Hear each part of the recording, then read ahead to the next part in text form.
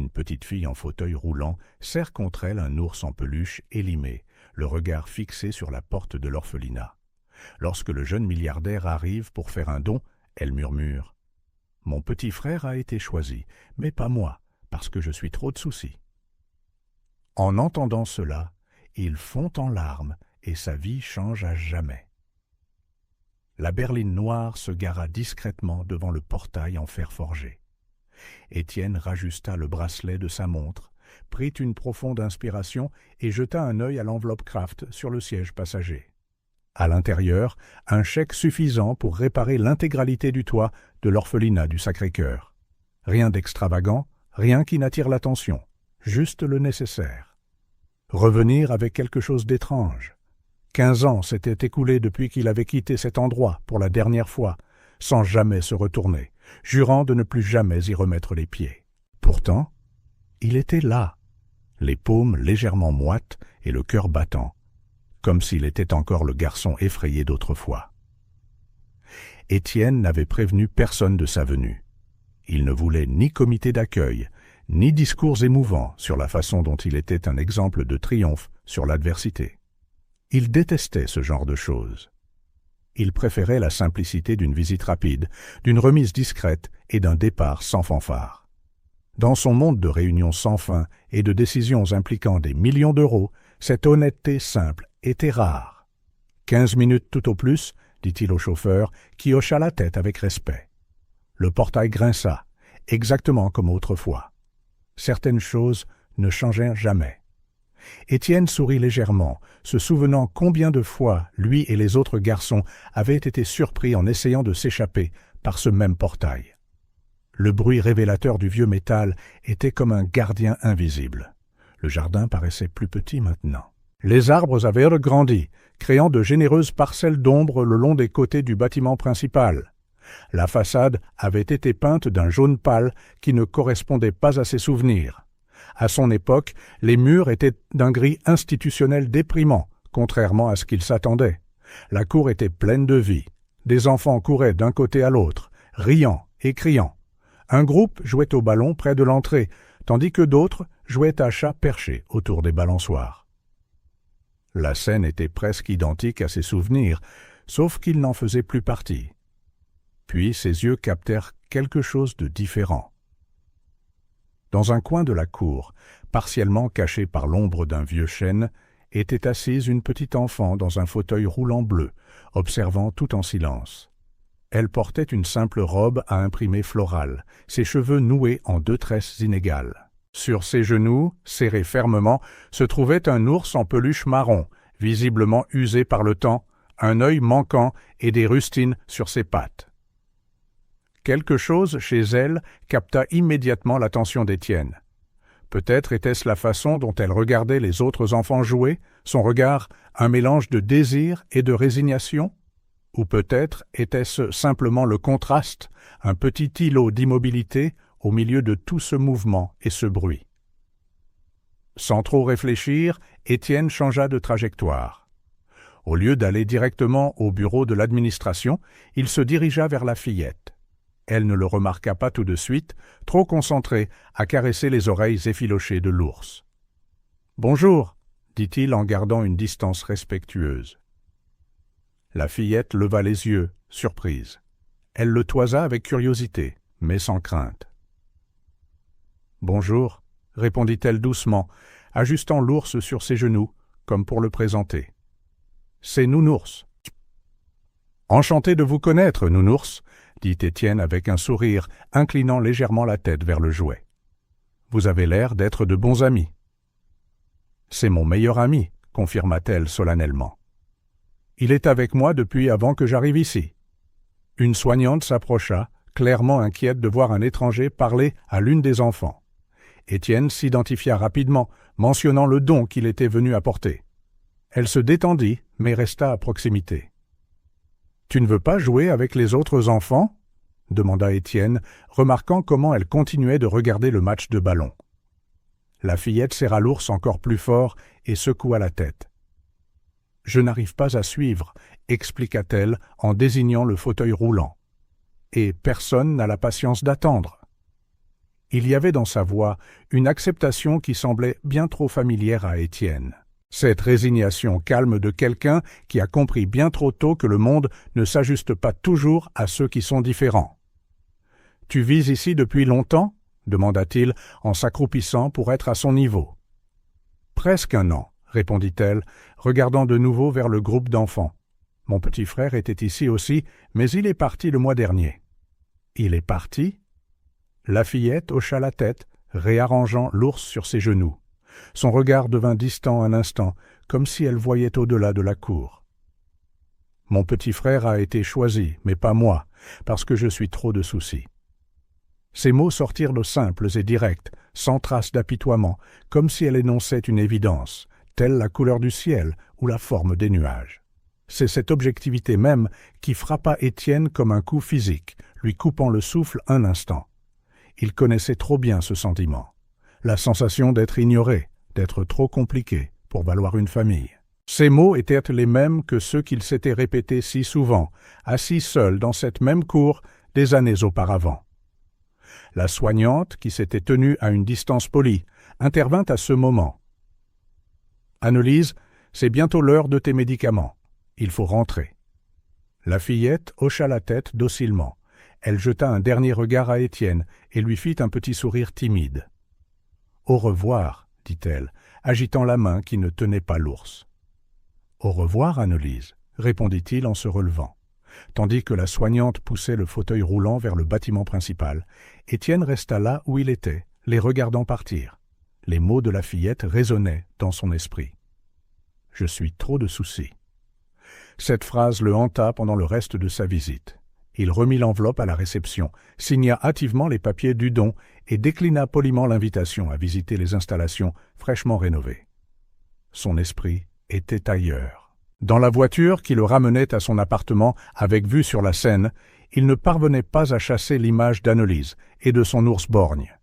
Les réunions de l'après-midi parurent interminables.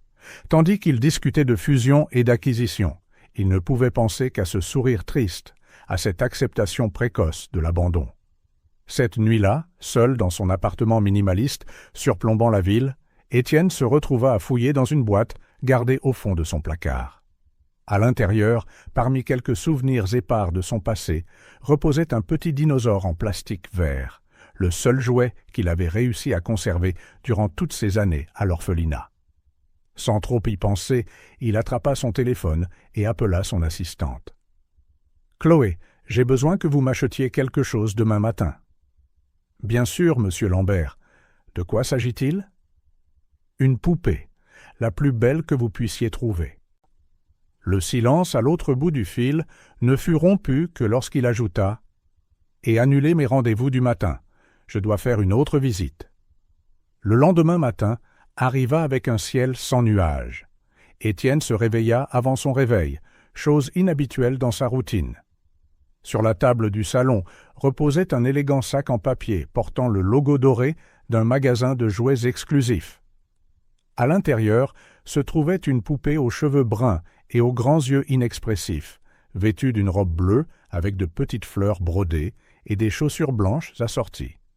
Chloé avait suivi ses instructions à la lettre, la plus belle que vous puissiez trouver. Le prix du jouet correspondait probablement au salaire mensuel d'une soignante de l'orphelinat, mais cela n'avait pas d'importance. Ce qui importait, ce n'était pas juste une autre poupée, mais quelque chose de spécial. Le chauffeur trouva étrange qu'il retourne au même endroit le lendemain, mais maintint son professionnalisme. Pendant le trajet, Étienne regardait par la fenêtre, perdu dans ses pensées.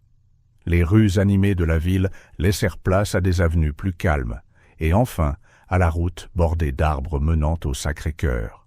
« Je serai un peu plus long aujourd'hui, » dit-il au chauffeur lorsque la voiture s'arrêta au portail. Cette fois, il n'y avait pas d'enveloppe en main, juste la nouvelle poupée tenue soigneusement dans ses bras. Le portail grinça de la même manière, et le jardin semblait tout aussi petit. Mais maintenant, tout paraissait différent à ses yeux. Des détails qu'il avait manqués la veille lui sautaient aux yeux. Les rideaux colorés aux fenêtres des dortoirs, les dessins d'enfants épinglés sur le tableau d'affichage du couloir, la balançoire cassée qui avait besoin d'être réparée. Il se dirigea directement vers la réception. La secrétaire le reconnut immédiatement et sourit. « Monsieur Lambert, quelle surprise !»« Nous ne nous attendions pas à vous revoir si tôt. »« J'ai oublié de régler quelque chose, » dit-il vaguement. « Sœur Agnès est-elle de service aujourd'hui par hasard ? J'aimerais lui parler. » Sœur Agnès était la soignante la plus ancienne de l'orphelinat. Elle y travaillait déjà quand Étienne n'était qu'un autre enfant, sans famille. Si quelqu'un pouvait lui donner des informations sur Annelise, c'était bien elle. La secrétaire hocha la tête et lui demanda d'attendre dans la petite salle d'attente. Étienne s'assit inconfortablement sur une chaise qui semblait trop petite pour sa carrure d'adulte. La nouvelle poupée reposait sur ses genoux, semblant déplacée dans ses grandes mains. Quelques minutes plus tard, une femme aux cheveux grisonnants et au maintien posé entra dans la pièce. Son visage portait les marques de décennies passées à s'occuper d'enfants, mais ses yeux restaient vifs et alertes. À la vue d'Étienne, un sourire sincère illumina ses traits. « Étienne Lambert ?» dit-elle, en utilisant son nom complet, comme elle le faisait quand il était jeune. « Quel plaisir de vous revoir !» Étienne se leva et serra la main qu'elle lui tendait. Il ressentit l'envie de la serrer dans ses bras, mais s'abstint. Sœur Agnès avait été l'une des rares personnes à vraiment se soucier de lui pendant son séjour ici. « Sœur Agnès, vous n'avez pas changé du tout. » Elle rit, un son chaleureux, qui lui rappela les histoires du soir. « Vous avez complètement changé. Regardez-vous, un homme d'affaires prospère. » Ses yeux se posèrent sur la poupée. « Et avec une nouvelle amie, à ce que je vois. » Étienne baissa les yeux sur le jouet dans ses mains, se sentant soudain un peu gêné. Comment pouvait-il expliquer pourquoi il était là ? « En fait, je suis venu à cause d'une des enfants, une fillette nommée Annelise. » Le sourire de sœur Agnès s'adoucit en une expression plus pensive. « Annelise, bien sûr. Vous l'avez rencontrée dans la cour hier, n'est-ce pas ?» Étienne hocha la tête. « Elle m'a dit quelque chose qui m'a touché à propos de son frère qui a été adopté, et pas elle. » Sœur Agnès leur fit signe de s'asseoir. La pièce était vide, mais elle parla doucement malgré tout. « Savez-vous comment elle a fini ici ?» demanda-t-il. La femme soupira, un regard fatigué mais bienveillant dans les yeux. « Annelise est arrivée il y a presque 1 an. Ses parents sont morts dans un accident de voiture. Son jeune frère a été adopté quelques mois plus tard. Elle a très peu d'affaires, juste ce vieil ours qu'elle a ramené de chez elle. Elle ne se plaint jamais de rien, mais elle n'est plus la même depuis. » Chaque mot flottait dans l'air comme du plomb.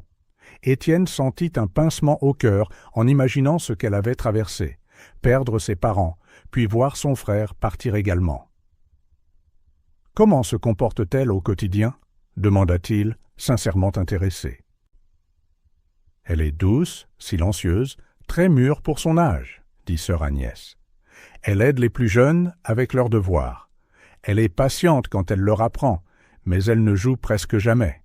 Elle se contente de regarder les autres, comme si elle était toujours à l'extérieur. » Sœur Agnès fit une pause, observant Étienne avec curiosité. « Puis-je vous demander la raison de votre intérêt ?» Étienne baissa les yeux sur la poupée dans ses mains. Même lui ne pouvait pas encore l'expliquer complètement. « Je crois que je m'identifie à elle. » Sœur Agnès hocha la tête, comprenant sans plus d'explication. Elle l'avait connue enfant. Elle connaissait son histoire. Elle est probablement dans le jardin arrière à présent. Elle aime rester près des fleurs quand il fait beau. Étienne la remercia et se leva. Sœur Agnès le regarda un instant avant d'ajouter « C'est bon de vous revoir, Étienne, en train de faire quelque chose comme ça. » Il se contenta de hocher la tête avant de sortir, ne se sentant pas capable de parler. Le jardin arrière était plus petit que la cour principale, mais bien entretenu. De petits parterres de fleurs encerclaient une pelouse avec des bancs en bois à l'ombre. Annelise était là, comme sœur Agnès l'avait dit, son fauteuil roulant garé près d'un parterre de marguerites. Le vieil ours était assis sur ses genoux, comme la veille. Étienne hésita à l'entrée du jardin. Soudain, son plan lui parut présomptueux, peut-être même intrusif. Que faisait-il ici, de toute façon? De quel droit se présentait-il dans la vie de cet enfant? Mais avant qu'il ne puisse trop réfléchir, Anne-Lise tourna la tête et le vit. Un minuscule sourire de reconnaissance apparut sur son visage. Il n'y avait plus de retour en arrière possible. Il s'approcha, se sentant étrangement nerveux. Il s'arrêta à une distance respectueuse et essaya de sourire naturellement. « Bonjour Anne-Lise, tu te souviens de moi? Nous nous sommes rencontrés hier. »« Vous êtes le monsieur qui a parlé à Nounours, » répondit-elle, désignant l'ours élimé. « C'est exact, » confirma Étienne, se relaxant un peu. « Je t'ai apporté quelque chose. » Il lui tendit la nouvelle poupée, se sentant maladroit. Anne-Lise regarda le jouet avec de grands yeux surpris. Un instant, elle ne bougea pas, comme si elle ne pouvait pas croire ce qu'elle voyait. « C'est pour moi ?» demanda-t-elle finalement, d'une voix à peine audible. « Oui, j'ai pensé que tu l'aimerais. » Anne-Lise tendit la main avec hésitation, prenant la nouvelle poupée dans ses bras. Elle toucha sa robe délicate avec admiration, passa ses doigts dans ses cheveux doux, fixa ses yeux brillants. Puis, à la surprise d'Étienne, elle la serra fort contre sa poitrine, fermant les yeux un instant. Quand elle les rouvrit, il y avait en eux une lueur qui n'était pas là auparavant. « Elle va s'appeler Margot », déclara-t-elle avec conviction, comme si le nom avait été décidé il y a longtemps. Il y avait quelque chose dans la simplicité de ce moment, dans la joie pure reflétée dans ses yeux, qui les connecta instantanément. Étienne sentit comme si un fil invisible s'était tendu entre eux, encore fragile, mais bien réel. « Margot est un prénom formidable », approuva-t-il, s'asseyant sur un banc près de son fauteuil. Anne-Lise plaça Margot à côté de Nounours sur ses genoux et les présenta formellement, parlant aux deux jouets comme s'ils étaient de vieux amis se rencontrant pour la première fois. Étienne regarda, charmé par le sérieux avec lequel elle menait cette petite cérémonie. Dans ce jardin calme sous le doux soleil du matin, quelque chose commença à changer. Ni Étienne ni Anne-Lise ne le réalisèrent à ce moment-là, mais ce simple geste, une poupée offerte sans grands mots, avait planté la graine de quelque chose qui allait grandir bien au-delà de leurs attentes. Une visite se transforma en deux. Deux devinrent trois. Avant qu'ils ne s'en rendent compte, Étienne avait créé une nouvelle routine dans son emploi du temps toujours chargé. Chaque mercredi à 15 heures, son chauffeur le déposait aux portes du Sacré-Cœur. Au début, ses visites n'étaient en courtes et quelque peu formelles. Il apportait de petits cadeaux, des livres colorés, des crayons de couleur, un puzzle avec de grandes pièces, et passait environ une demi-heure avec Anne-Lise dans le jardin. La fillette l'attendait avec une excitation à peine dissimulée, toujours avec Nounours et Margot sur ses genoux, observant le portail bien avant l'heure convenue. Le personnel de l'orphelinat remarqua le changement d'Anne-Lise. L'enfant, autrefois silencieuse, qui passait des heures seule, se mit à sourire davantage. Elle commença à compter les jours jusqu'à la prochaine visite, marquant de petites cases sur un calendrier que sœur Agnès lui avait donné spécifiquement pour cela. « Combien de jours reste-t-il » demandait-elle à quiconque passait. Avec le temps, les visites s'allongèrent. Étienne commença à annuler des réunions et à déléguer des tâches pour passer plus de temps avec la fillette. Une demi-heure s'étira en 1 heure, puis 2. Une fois, il perdit la notion du temps et resta jusqu'à la tombée de la nuit, lisant des histoires qu'elle n'avait jamais entendues. « Juste une autre, s'il te plaît », suppliait Anne-Lise, ses yeux brillant d'impatience, et il lisait, lisant comme il n'avait jamais lu auparavant, donnant à chaque personnage une voix différente, s'arrêtant dramatiquement au bon moment, regardant son visage s'illuminer à chaque rebondissement du conte. Un après-midi particulièrement chaud, Étienne arriva avec un sac plus grand que d'habitude.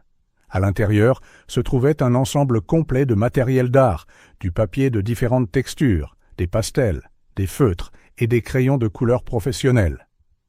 Les yeux d'Anne-Lise s'écarquillèrent en voyant tant de couleurs à la fois. « C'est tout pour moi » demanda-t-elle incrédule. « Tout à toi » confirma Étienne. « Sœur Agnès m'a dit que tu aimais dessiner. » Anne-Lise prit un feutre rouge et l'examina comme s'il s'agissait d'un bijou précieux. Elle plaça soigneusement le capuchon sur le côté pour ne pas le perdre et commença immédiatement à dessiner. Étienne regarda, fasciné par sa concentration, sa langue pointant au coin de sa bouche, ses yeux fixés sur le papier. « Qu'est-ce que tu dessines » demanda-t-il après quelques minutes. « Une maison » répondit-elle sans lever les yeux, « avec des rampes au lieu d'escaliers. » C'était la première fois qu'Étienne remarquait un motif. Dans les dessins suivants, il réalisa qu'elle incluait toujours de grandes fenêtres et des rampes, des maisons, des écoles, des magasins. Chaque bâtiment qu'elle dessinait avait ses caractéristiques. « Pourquoi tant de rampes » demanda-t-il une fois. Annelise le regarda comme si la réponse était évidente. « Pour que je puisse aller partout » expliqua-t-elle simplement. « Et de grandes fenêtres pour que je puisse voir dehors, même quand je ne peux pas sortir. » À ce moment, Étienne comprit quelque chose sur ses limitations qu'il n'avait jamais vraiment considérées. Pour Annelise, le monde était plein de barrières invisibles que lui, avec ses jambes pleinement fonctionnelles, n'avait jamais eu à affronter. Lors d'une autre visite, il remarqua avec quelle précaution elle rangeait chaque cadeau qu'il apportait. Dans une boîte à chaussures décorée d'autocollants colorés, elle gardait tous leurs dessins, les crayons toujours parfaitement taillés, les feutres toujours avec leur capuchon et les petits jouets impeccablement propres. « Pourquoi gardes-tu tout si soigneusement » demanda-t-il. Annelise haussa les épaules, comme si la question ne valait guère la peine d'être posée. « Pour qu'il dure plus longtemps, » dit-elle finalement. « Les choses s'en vont si on n'en prend pas soin. » La simple déclaration portait un poids qui frappa Étienne comme un coup physique. Pour une enfant qui avait tant perdu si rapidement, préserver ce qu'elle avait était un acte de survie. Un après-midi pluvieux, alors qu'ils ne pouvaient pas s'asseoir dans le jardin, ils restèrent dans la petite bibliothèque de l'orphelinat. Annelise feuilletait un livre sur les animaux marins, tandis qu'Étienne répondait à des emails sur son téléphone. Le silence entre eux était confortable, comme de vieux amis qui n'ont pas besoin de remplir chaque seconde de bavardage. Soudain, sans lever les yeux du livre, Annelise demanda « Vous avez des enfants ?» La franchise de la question prit Étienne au dépourvu. « Non », répondit-il simplement. « Pourquoi pas ?» Il sourit à sa curiosité. « Je suppose que je n'ai jamais rencontré la bonne personne pour fonder une famille, » expliqua-t-il. « Et j'ai toujours été si occupé par le travail. » Elle hocha la tête comme si la réponse avait un sens parfait. Elle continua de tourner les pages du livre, absorbant les images colorées de dauphins et de tortues. Puis, sans prévenir, elle posa une autre question. « Vous aviez des parents ?» La question tomba comme un couteau coupant l'air entre eux. Étienne sentit son corps se tendre instantanément. Ce n'était pas une question simple, pas pour lui. Le silence s'étira, lourd comme du plomb. Annelise leva les yeux de son livre, remarquant le changement. Elle observa son expression tendue et comment ses doigts serraient le téléphone trop fort. « Je suis désolée, » dit-elle doucement. « C'était une mauvaise question ?» Sa petite voix ramena Étienne au présent. Il força un sourire qui n'atteignit pas tout à fait ses yeux. « Non, ce n'était pas une mauvaise question, » dit-il finalement. « C'est juste compliqué. »« Comme moi ?» demanda Annelise. « J'ai eu des parents, mais ils sont partis. »« Plus ou moins, » convint-il, choisissant ses mots avec soin. « Mes parents ne sont pas morts comme les tiens. Ils m'ont laissé ici quand j'étais petit et ne sont jamais revenus. » C'était la première fois qu'il le disait à voix haute depuis des années. Même en thérapie, il n'avait pas réussi à le formuler aussi crûment. Il utilisait toujours des euphémismes, des termes techniques, une distance émotionnelle. J'ai été institutionnalisé, j'ai vécu en foyer d'accueil. J'ai grandi dans le système. Jamais la vérité brute. J'ai été abandonné. Annelise encaissa l'information avec le sérieux que seul un enfant qui a connu la perte peut posséder. « Ça fait plus mal, » affirma-t-elle, « parce qu'ils ont choisi de partir. » La justesse de son observation lui fit l'effet d'un coup de poing dans le ventre. C'était exactement ça. La douleur de savoir que ses parents avaient eu le choix et avaient quand même décidé de le laisser derrière eux. Des souvenirs qu'il avait profondément enfouis refirent surface. les premières semaines à l'orphelinat, pleurant chaque nuit, convaincu que ses parents reviendraient d'une minute à l'autre. Son premier anniversaire seul, attendant un appel qui n'est jamais venu. Les promesses non tenues. La lettre qu'il écrivit à 12 ans et qui resta sans réponse. Puis la résolution froide qu'il prit à 14 ans. Ne plus pleurer, ne plus attendre, n'avoir besoin de personne. « Mes parents me manquent vraiment », dit Anne-Lise, coupant court à ses pensées. « Et mon frère aussi. Parfois, je pleure en cachette quand je me souviens du parfum de ma mère ou de la façon dont mon père me portait sur ses épaules. Bastien, mon frère, dormait toujours avec moi quand j'avais peur de l'orage. » Elle serra Nounours et Margot plus fort. « Mais vous êtes revenus, continua-t-elle. Vous êtes revenus à l'endroit qui vous a fait du mal. » L'observation était si simple et directe, elle toucha une corde sensible chez Étienne. Il n'y avait jamais pensé de cette façon. Revenir à l'orphelinat, c'était comme affronter un passé qu'il avait passé des décennies à éviter.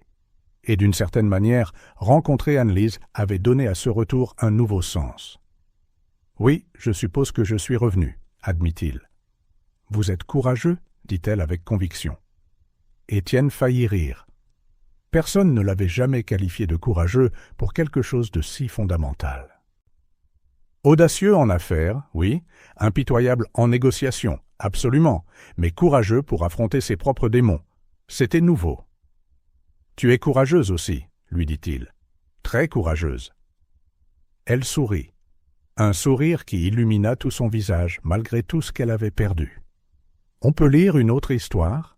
demanda-t-elle, changeant de sujet avec l'aisance que seul un enfant peut avoir. Et ainsi, les mercredis devinrent le point culminant de la semaine d'Étienne. Lui qui mesurait autrefois le succès en acquisitions et en bénéfices, se mit à marquer ses meilleurs moments par les expressions d'Anne-Lise, le sourire à son arrivée, la concentration en dessinant, la curiosité pendant l'heure du conte.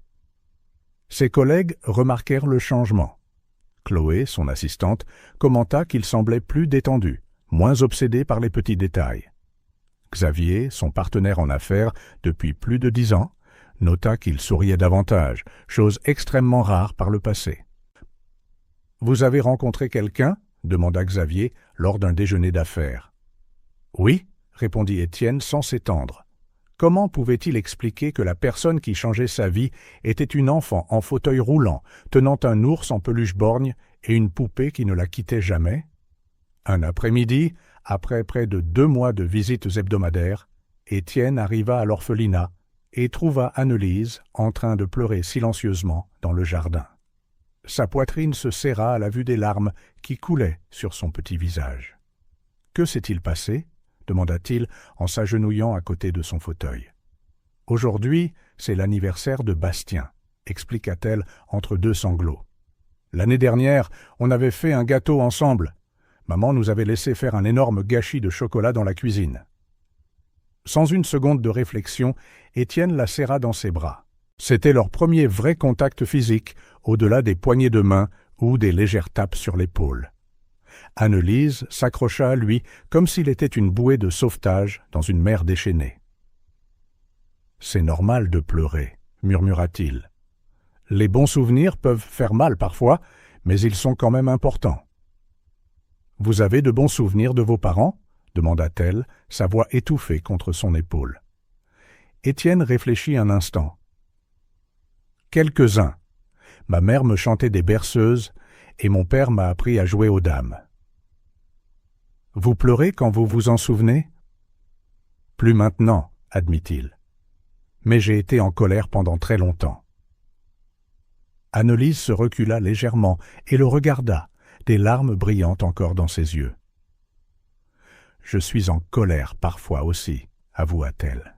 « Contre Dieu pour avoir pris mes parents, contre les gens qui ont pris mon frère, mais ne voulaient pas de moi. Ce n'est pas juste. » Son honnêteté le désarma. Étienne n'avait jamais rencontré quelqu'un d'aussi direct, d'aussi dépourvu de faux-semblants. C'était comme regarder dans un miroir qui ne reflétait pas seulement le présent, mais aussi son passé. Un passé plein de blessures inexprimées et de rage silencieuse. « La colère en fait partie, » dit-il, surpris par sa propre sagesse. Ne la laisse juste pas prendre trop de place.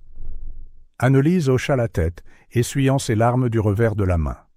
Un instant, ils restèrent tous deux silencieux, chacun perdu dans ses pensées.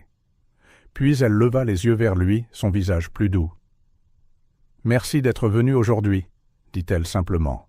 « Toujours, » répondit Étienne, réalisant que ce seul mot contenait une promesse plus grande que toutes celles qu'il avait faites auparavant. Le sourire fragile mais sincère d'Annelise fit réaliser à Étienne comment ses propres blessures guérissaient lentement alors qu'il l'aidait à gérer les siennes. Deux cœurs blessés trouvant du réconfort dans la compréhension mutuelle d'une douleur que peu d'autres pouvaient saisir. L'orphelinat du Sacré-Cœur avait des jours de visite officiels. 2 fois par mois, des parents adoptifs potentiels venaient rencontrer les enfants.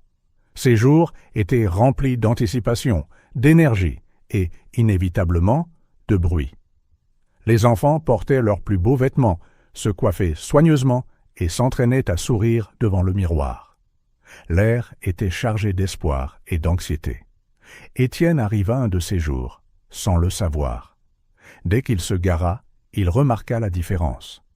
Plus de voitures sur le parking, des voix inconnues résonnant dans les couloirs et une atmosphère bourdonnante. « Jour de visite », expliqua la réceptionniste en le voyant. « Toujours le 2e lundi du mois. » Étienne hocha la tête, se sentant déplacé. Normalement, il se serait dirigé directement vers le jardin ou la bibliothèque où Annelise attendait habituellement. Maintenant, il n'avait aucune idée de comment la trouver. Au milieu de toute l'agitation, il parcourut le couloir principal, observant les interactions. Dans diverses pièces, des couples discutaient avec des enfants, jouaient à des jeux et posaient des questions. Les membres du personnel planaient, discrètement, supervisant et intervenant pour faciliter les conversations si nécessaire. Des rires, des voix excitées et parfois les larmes d'un jeune enfant timide résonnaient partout. Étienne chercha Annelise dans tous les espaces communs. Elle n'était ni dans la bibliothèque, ni à la cafétéria, ni dans le jardin arrière. Finalement, il décida de demander à sœur Agnès. « Annelise ?» La femme soupira, son expression un mélange d'inquiétude et de compréhension. Elle ne participe pas au jour de visite. Elle ne veut jamais. Où est-elle alors ? Sœur Agnès hésita un instant, comme si elle pesait le pour et le contre de révéler cette information. Dans l'ancienne réserve de livres à côté de la bibliothèque, nous en avons fait un petit coin lecture. C'est calme là-bas. Elle fit une pause. Elle n'aime pas la foule, ni le bruit. Elle dit que ça lui fait mal aux oreilles. Étienne la remercia et se dirigea vers l'endroit indiqué. La petite pièce se trouvait dans un couloir moins fréquenté. La porte était entr'ouverte. Il frappa doucement avant d'entrer. L'espace était petit, mais confortable. Des étagères basses bordaient 2 murs remplis de livres de poche usés. Une fenêtre haute laissait entrer un rayon de lumière qui illuminait des particules de poussière flottantes. Dans le coin le plus éloigné, assise à une petite table, se trouvait Annelise. Elle ne le remarqua pas tout de suite, trop absorbée par un grand livre illustré, tournant les pages avec un soin méticuleux. Nounours et Margot étaient placés stratégiquement à côté d'elle, gardiens silencieux. « Puis-je entrer ?» demanda doucement Étienne. Annelise leva les yeux, surprise. Un sourire illumina son visage quand elle le reconnut. Mais il y avait quelque chose de différent dans ses yeux, une tension dans ses épaules qui n'était pas là d'habitude. « Vous êtes venu, » dit-elle en fermant le livre, « même si c'est le jour des visites. » « Je n'avais pas réalisé que c'était le jour des visites, » admit-il en entrant et en fermant la porte, étouffant le vacarme lointain. « Sœur Agnès m'a dit où vous trouvez. » Il s'assit sur une petite chaise en face d'elle. Le silence de la pièce était un contraste bienvenu avec le reste de l'orphelinat. « Tu n'aimes pas ces jours, » dit-il. Ce n'était pas vraiment une question, mais plutôt une affirmation. Annelise haussa les épaules, le geste qu'Étienne avait appris à interpréter comme sa façon de gérer les sujets inconfortables. « C'est trop bruyant. Trop de gens qui regardent, qui posent des questions. » Elle positionna Margot sur ses genoux. et il ne me regarde jamais de toute façon. » Sa dernière phrase était presque un murmure, chargé du poids de nombreuses déceptions. Étienne sentit une boule se former dans sa gorge. « Je préfère rester ici, » continua-t-elle. « C'est calme, les livres ne posent pas de questions difficiles. » En regardant autour de lui, Étienne remarqua comment l'espace reflétait la personnalité d'Annelise. Ordonné, calme, plein d'histoires à découvrir, légèrement retiré du monde, mais toujours avec une fenêtre pour l'observer. « Veux-tu que je parte » demanda-t-il. « Je peux revenir un autre jour si tu préfères être seule. » Annelise secoua la tête avec emphase. « Non, vous pouvez rester. Vous êtes silencieux, comme moi. » La simplicité de sa réponse toucha Étienne d'une manière qu'il n'avait pas prévue. C'était vrai. Tous deux partageaient une appréciation pour le silence, pour le calme.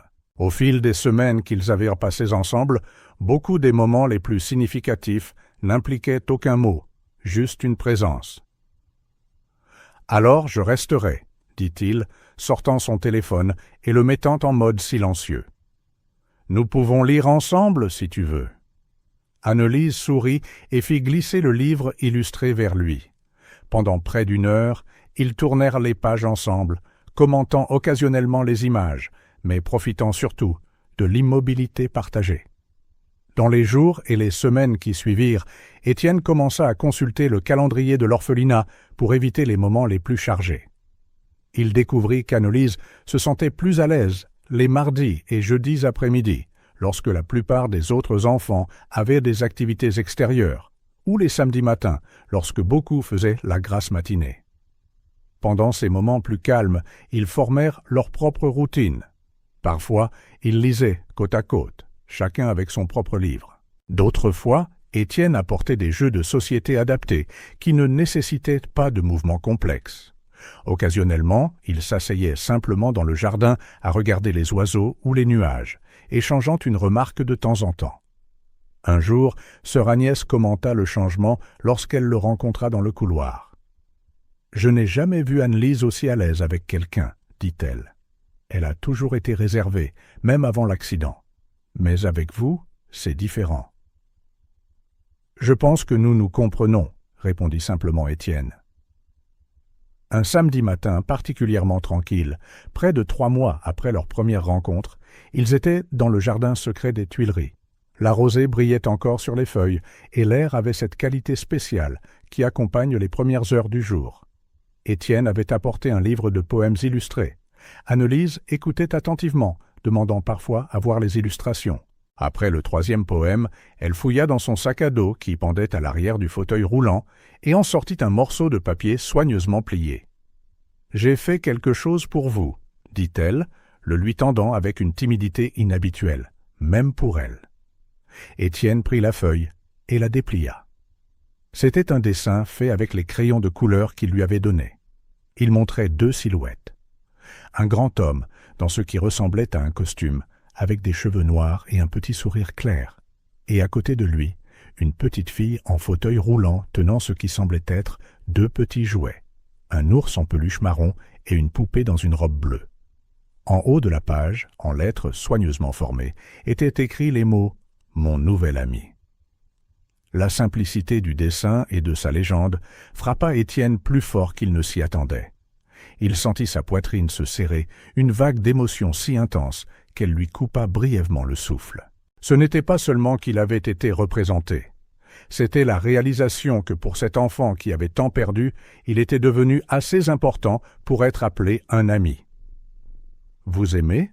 demanda Annelise, sa voix révélant une nervosité rare. Étienne réalisa qu'il était resté silencieux trop longtemps, fixant le dessin. « C'est parfait, » dit-il, la voix un peu rauque. « C'est le plus beau cadeau que j'ai jamais reçu. » Il n'exagérait pas. Au fil des ans, Étienne avait reçu des cadeaux coûteux de ses partenaires, des montres de créateurs, des œuvres d'art de valeur. Aucun d'eux n'avait signifié autant que ce simple dessin fait au crayon de couleur. « Puis-je le mettre dans mon bureau ?» demanda-t-il. Annelise hocha la tête, visiblement soulagée et heureuse de sa réaction. « Je l'ai fait parce que vous venez toujours me voir, même quand vous êtes occupé, même quand c'est difficile. Son commentaire révéla plus de conscience qu'Étienne ne l'avait imaginé. Elle avait remarqué les jours où il arrivait tendu, les appels professionnels interrompant leur temps, les nuits de sommeil perdues à cause de grosses négociations. Pourtant, il n'avait jamais manqué d'apparaître les jours convenus. « Je viens parce que je veux être ici », dit-il sincèrement. « Parce que notre amitié est importante pour moi. » Le sourire d'Annelise était comme le soleil émergeant de derrière les nuages. Un instant, plus aucun mot n'était nécessaire. Leur silence partagé en disait long, plein de compréhension mutuelle. Cette nuit-là, dans son appartement, Étienne plaça le dessin dans un cadre simple mais élégant. Il le regarda longuement, réfléchissant à la façon dont cette petite fille, en fauteuil roulant, était devenue une présence si importante dans sa vie. Le lendemain, il appela son assistante. « Chloé, veuillez annuler mes rendez-vous du mardi et du jeudi après-midi pour les prochains mois, » ordonna-t-il. « Et aussi les samedis matins. »« Et... tous ?» demanda Chloé, surprise. Étienne n'avait jamais demandé un arrangement aussi régulier auparavant. « Oui, tous. C'est un engagement important. » Après avoir raccroché, il regarda de nouveau le dessin sur le mur de son bureau. Les mots « mon nouvel ami » étaient si simples, mais ils représentaient une transformation profonde. Pour quelqu'un qui avait passé des décennies à construire des murs autour de son cœur, ces 3 mots signalaient un changement monumental. La semaine suivante, lorsqu'il arriva pour sa visite, il apporta un cadeau spécial, un cadre identique, contenant une photo professionnelle de lui-même. Au dos de son écriture soignée, il avait écrit « Pour ma nouvelle amie, Annelise. » Avec affection, Étienne. Quand il le lui tendit, son visage s'illumina d'une manière qui fit paraître insignifiant tout le stress des semaines précédentes, les réunions tendues, les négociations difficiles, les nuits blanches. « Je peux le mettre sur ma table ?» demanda-t-elle, traçant le bord du cadre du bout des doigts. « Il est à toi. Tu peux le mettre où tu veux. » Annelise expliqua plus tard qu'elle le gardait près de son lit. C'était la première chose qu'elle voyait en se réveillant et la dernière avant de dormir. Un rappel que même les jours les plus calmes, quelqu'un pensait à elle. Le silence, qui était autrefois un refuge solitaire pour eux deux, devint un espace partagé, où ils n'avaient pas besoin de mots pour exprimer ce qui commençait à grandir entre eux. Une amitié improbable construite sur de petits moments, sur une présence constante, sur une acceptation mutuelle. Pour Étienne, qui avait toujours mesuré la valeur par les chiffres et les acquisitions, ces moments calmes avec Annelise lui apprirent lentement une nouvelle forme de comptabilité, une où la richesse se mesurait en sourires reçus, en confiance gagnée et en dessins épinglés sur un mur de bureau. Pour Annelise, qui avait appris trop tôt que les gens partent, la présence constante d'Étienne reconstruisait progressivement quelque chose qu'elle croyait perdu à jamais. La confiance que tout ce qui est précieux ne disparaît pas. Et ainsi, visite après visite, silence après silence, un lien improbable grandit, un qui avait commencé par une remarque désinvolte sur le fait d'être trop de soucis, maintenant exprimé par les 3 mots simples du dessin d'une enfant. « Mon nouvel ami ». La pluie commença comme une légère bruine vers le milieu de la matinée et s'intensifia tout au long de la journée. Au moment où Étienne arriva à l'orphelinat, le ciel était complètement gris et l'eau se déversait des gouttières, formant de petites cascades autour du bâtiment. Le crépitement régulier des gouttes de pluie sur les fenêtres créait un rideau de son, les isolant davantage du monde extérieur. Ces jours-là, les enfants restaient généralement dans la salle commune, jouant à des jeux de société, lisant ou regardant un film. Annelise, cependant, préférait la petite bibliothèque. Elle disait que l'odeur des livres mélangés à la pluie était son parfum préféré. Étienne la trouva près de la fenêtre, regardant les gouttes rouler sur la vitre.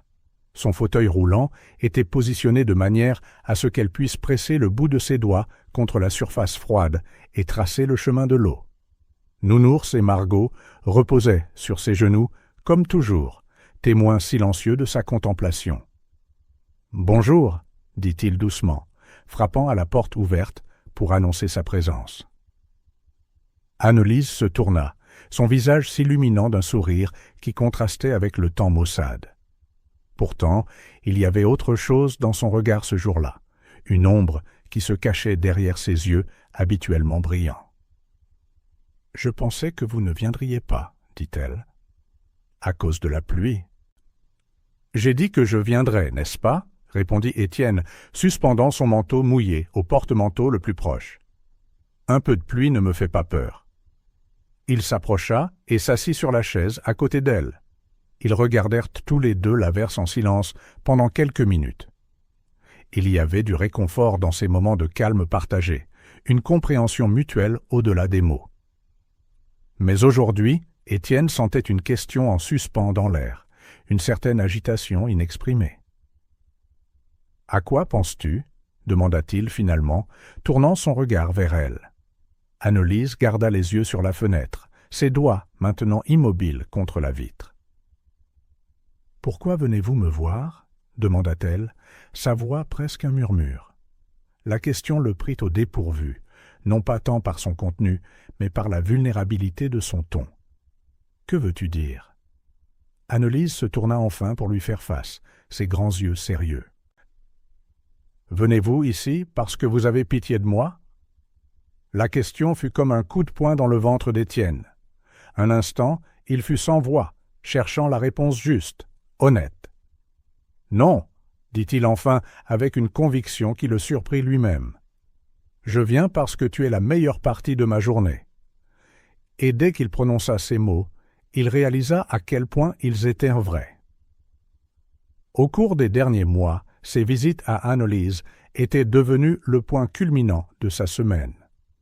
Les jours où il ne venait pas, il se surprenait souvent à se demander ce qu'elle faisait, quel nouveau dessin elle aurait pu faire, quelles histoires elle pourrait vouloir entendre ensuite. Les traits d'Annelise s'adoucirent à sa réponse, mais il y avait encore une pointe d'hésitation dans ses yeux. « Même si je suis trop de soucis » demanda-t-elle, sa voix minuscule, presque craintive. Cette phrase, « trop de soucis », résonna avec la première fois où il l'avait entendu parler dans la cour de l'adoption de son frère, la même insécurité, le même doute sur sa propre valeur simplement pour être qui elle était. Étienne se pencha en avant et prit doucement sa petite main entre les siennes. « Annelise, » dit-il, la regardant droit dans les yeux, « tu n'es pas un souci, tu es spéciale. » Quelque chose se brisa dans l'expression de la fillette. Peut-être une défense contre l'espoir. Ses yeux se remplirent de larmes, mais elles étaient différentes de toutes celles qu'il avait vues auparavant. Pas de chagrin ou de douleur, mais quelque chose de plus profond, de plus complexe. Sans prévenir, elle se pencha en avant et le serra dans ses bras minces autour de son cou, son visage pressé contre son épaule. Étienne lui rendit l'étreinte avec précaution, sans trop serrer ni faire basculer son fauteuil roulant. Il sentit ses larmes imbiber sa chemise, mais ne dit rien, la tenant simplement, offrant le réconfort silencieux de sa présence. Quand elle se recula enfin, Annelise sourit, un sourire différent, plus léger, comme si un poids avait été levé. « Vous êtes spécial aussi ?» dit-elle, avec la franchise simple que seuls les enfants peuvent avoir. Le reste de l'après-midi se passa paisiblement. Ils lurent, dessinèrent et discutèrent de petites choses. L'oiseau nichant sur le rebord de la fenêtre, le nouveau livre que sœur Agnès avait apporté à la bibliothèque, les formes des nuages une fois la pluie calmée. La pluie continuait, mais moins intensément. Étienne regarda Annelise dessiner, admirant la concentration sur son visage. Elle avait un trait sûr et confiant. Même dans ses croquis les plus simples, elle n'hésitait jamais en choisissant les couleurs ou en posant les formes. C'était comme si sur le papier, toutes ses insécurités s'évanouissaient. « Qu'est-ce que tu dessines » demanda-t-il en se penchant pour voir. « Notre arbre préféré » répondit Annelise, désignant la fenêtre qui offrait une vue sur le jardin où se dressait un chêne ancien, ses feuilles luisant sous la pluie. « Le nôtre » répéta Étienne, souriant à la façon dont elle les incluait si naturellement dans une unité.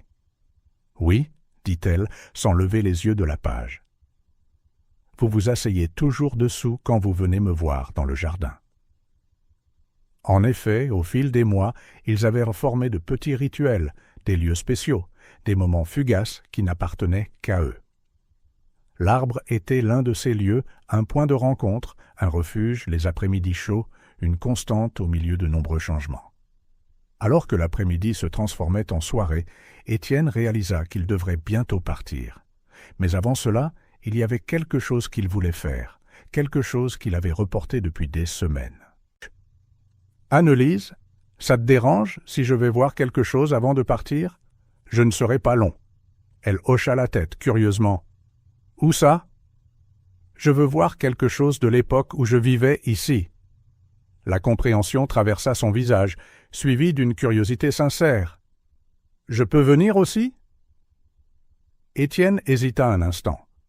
Ce qu'il voulait voir était personnel, un fragment de son passé qu'il avait gardé caché pendant des années. Mais quelque chose dans l'expression impatiente d'Annelise le fit hocher la tête. « Bien sûr, je vais demander à sœur Agnès de m'aider avec ton fauteuil dans les escaliers. » Sœur Agnès non seulement aida, mais insista pour les accompagner, expliquant que l'aile où Étienne avait séjourné était en rénovation et qu'ils avaient besoin de sa permission pour entrer. Étienne réalisa qu'elle pourrait aussi être curieuse de sa réaction en revoyant cet espace. Le 3e étage du bâtiment principal semblait plus petit qu'il ne s'en souvenait. Les couloirs, qui semblaient autrefois immenses, paraissaient maintenant étroits, presque claustrophobes. Les murs, qui étaient autrefois d'un vert institutionnel lugubre, étaient peints d'un jaune clair, plus accueillant. Sœur Agnès s'arrêta devant une porte étiquetée « Dortoir 3 ». « Vous vous souvenez encore où était votre lit ?» demanda-t-elle. Étienne hocha la tête. Comment aurait-il pu oublier ? 6 ans dans ce même dortoir, dans ce même lit, à regarder la même fenêtre les nuits d'insomnie. Sœur Agnès ouvrit la porte et ils entrèrent. Le dortoir était vide. Pas de matelas sur les lits, prêts pour la rénovation. Mais la disposition de base restait. 5 lits à cadre métallique alignés contre le mur. Des fenêtres hautes, un petit placard intégré où ils gardaient leurs quelques affaires. « C'était juste là, » dit Étienne, désignant le 2e lit à droite. « Mon lit pendant 6 ans. » Annelise étudia tout attentivement, comme si elle essayait d'imaginer le garçon qu'Étienne avait été, dormant là, vivant dans cet espace. Étienne fit lentement le tour du dortoir, ses pas résonnant sur le sol nu. Il s'arrêta près du mur à côté de l'endroit où se trouvait son lit et s'accroupit, examinant attentivement un point spécifique près de la plinthe. « C'est toujours là, » murmura-t-il plus pour lui-même que pour les autres. Sœur Agnès le rejoignit, curieuse. « Que cherchez-vous » Doucement, Étienne gratta un petit morceau de plâtre lâche, révélant de faibles marques de craie. « Qu'est-ce que c'est » demanda Annelise, approchant son fauteuil pour voir. Étienne sourit, un sourire plein de souvenirs. « Quelque chose que j'ai écrit quand j'avais 10 ans. » Les mots écrits d'une écriture d'enfant tremblante étaient partiellement lisibles.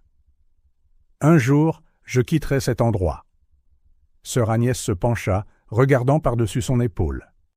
« Nous avons repeint ce mur au moins 3 fois depuis votre départ, » commenta-t-elle, surprise. Incroyable comme certaines choses perdurent. Étienne toucha les mots qui s'effaçaient, ressentant une émotion inattendue. Pas d'amertume ou de ressentiment, comme il aurait pu en ressentir des années auparavant, mais une sorte de compréhension compatissante pour le garçon qu'il avait été, si déterminé à s'échapper, si désespéré d'appartenir à quelque part. « J'écrivais ça tous les soirs avant de m'endormir, » expliqua-t-il, regardant toujours les marques presque effacées, comme une promesse à moi-même. « Et vous avez tenu cette promesse, » observa sœur Agnès. « Oui, » dit doucement Étienne, « mais pas de la manière que j'attendais. » À ce moment-là, il réalisa quelque chose qu'il n'avait jamais envisagé. Même s'il s'était échappé physiquement, une partie de lui était restée dans cet endroit tout ce temps, dans ces mots secrets, dans ce désir enfantin de liberté, dans les souvenirs à la fois douloureux et doux qu'il portait. Je pensais que quitter cet endroit signifiait tout laisser derrière moi, continua-t-il en se tournant maintenant vers Annelise. Que je pouvais simplement tout effacer et recommencer à zéro. « Mais on ne peut pas, n'est-ce pas » demanda Annelise avec une sagesse qui démentait son âge. « Non, convint-il, on ne peut pas, et peut-être qu'on n'a pas besoin de le faire. » Ils restèrent en silence un moment, chacun absorbé par ses propres pensées. Ce fut Annelise qui le rompit finalement. « Je peux le toucher ?» demanda-t-elle en tendant la main vers le mur. Étienne hocha la tête et l'aida à manœuvrer son fauteuil. Avec une révérence prudente, Annelise passa ses doigts sur les mots presque invisibles, comme si elle sentait à travers eux le garçon qu'Étienne avait été. « Étiez-vous triste ici ?» demanda-t-elle en le regardant directement. La question, si directe et honnête, prit Étienne par surprise. Son premier instinct fut de protéger Annelise avec une demi-vérité, quelque chose de doux qui ne la mettrait pas mal à l'aise. Mais il réalisa qu'elle méritait plus. Parfois, admit-il, il y avait des jours très difficiles, mais il y avait aussi de bons moments, des amis, des soignants comme sœur Agnès, de petites victoires. « Comme survivre », conclut Annelise, montrant à nouveau cette compréhension étrange. « Comme survivre », répéta Annelise avec une perception qui le surprit à nouveau. « Oui », convint-il, « comme survivre. » Sentant l'intensité du moment, sœur Agnès suggéra discrètement de redescendre. La pluie s'était complètement arrêtée, laissant l'air propre et frais. La cour scintillait de flaques d'eau, reflétant un ciel qui commençait à s'éclaircir. « Je peux vous montrer quelque chose aussi ?» demanda Annelise lorsqu'ils atteignirent le jardin. « Bien sûr », répondit Étienne. Elle dirigea son fauteuil roulant vers un endroit spécifique de la cour, près du portail principal. De là, il y avait une vue parfaite sur l'entrée, la rue au-delà des murs, le monde extérieur. « Je viens ici tous les jours, » expliqua-t-elle, « pour voir qui arrive. » Étienne comprit instantanément. C'était l'endroit parfait pour guetter les visiteurs, les parents adoptifs potentiels, quiconque pourrait changer son destin. C'était le poste d'observation de quelqu'un qui attendait d'être choisi. Il avait eu son propre poste d'observation des années auparavant, dans un autre coin de la cour, mais avec le même point de vue sur le portail, le même mélange d'espoir et de peur. Alors qu'ils traversaient ensemble la cour, Étienne sourit doucement et dit « Quand j'avais ton âge, je vivais ici aussi. » Annelise le regarda, surprise. « Vous avez vécu ici ?» Étienne hocha la tête. « Pendant quelques années. J'attendais aussi, en regardant ce portail. » Elle l'observa en silence, comme si elle comprenait plus que les mots ne pouvaient m'en l'expliquer. « Alors, dit-elle doucement, vous savez ce que c'est ?» Il lui fit un sourire triste. « Oui, je sais, c'est pour ça que je reviens. » À ce moment-là, ils partagèrent une compréhension qui allait au-delà de l'âge ou des circonstances. Une compréhension construite sur une expérience partagée, attendre, regarder le portail avec espoir et peur, vouloir être choisi, mais craindre le rejet. Le soleil commença à se coucher, jetant une lueur dorée sur la cour humide. Les autres enfants étaient en sortie pour profiter de la fin de la pluie, courant et riant, alors que leur voix résonnait dans l'espace ouvert. Sœur Agnès s'était éloignée pour les surveiller, laissant Étienne et Annelise seuls avec leurs pensées. « Tu sais ce que je voulais le plus quand j'étais enfant ici ?» demanda Étienne, regardant les enfants jouer. Annelise secoua la tête, attendant qu'il continue. « Quelqu'un qui comprenait, » dit-il. « Quelqu'un qui savait ce que c'était sans que j'aie à l'expliquer. » Annelise hocha la tête, les yeux rivés sur les siens. « Moi aussi. »« Et maintenant ?» demanda-t-il. « Que veux-tu le plus maintenant ?» Elle réfléchit un instant, ses doigts tripotant distraitement le tissu de sa robe. « Ne plus avoir peur, » répondit-elle finalement. « Peur de quoi ?»« De tout, » dit-elle avec une simplicité désarmante. « D'être choisie, de ne pas être choisie, d'être trop de soucis, d'être seule. » L'honnêteté brute de ces mots frappa Étienne au cœur. Il y reconnut ses propres peurs d'enfant, des peurs qu'il portait encore sous des formes plus adultes. « Tu sais quelque chose ?» dit-il en s'agenouillant pour être à son niveau. « C'est normal d'avoir peur. Tout le monde a peur, même les adultes.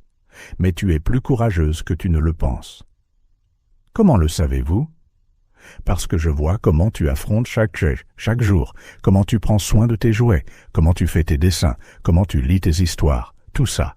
Même quand c'est difficile, c'est ça, le courage. Annelise encaissa ces mots, cherchant sur son visage le moindre signe d'insincérité ou de réconfort vide. Elle ne trouva que la vérité.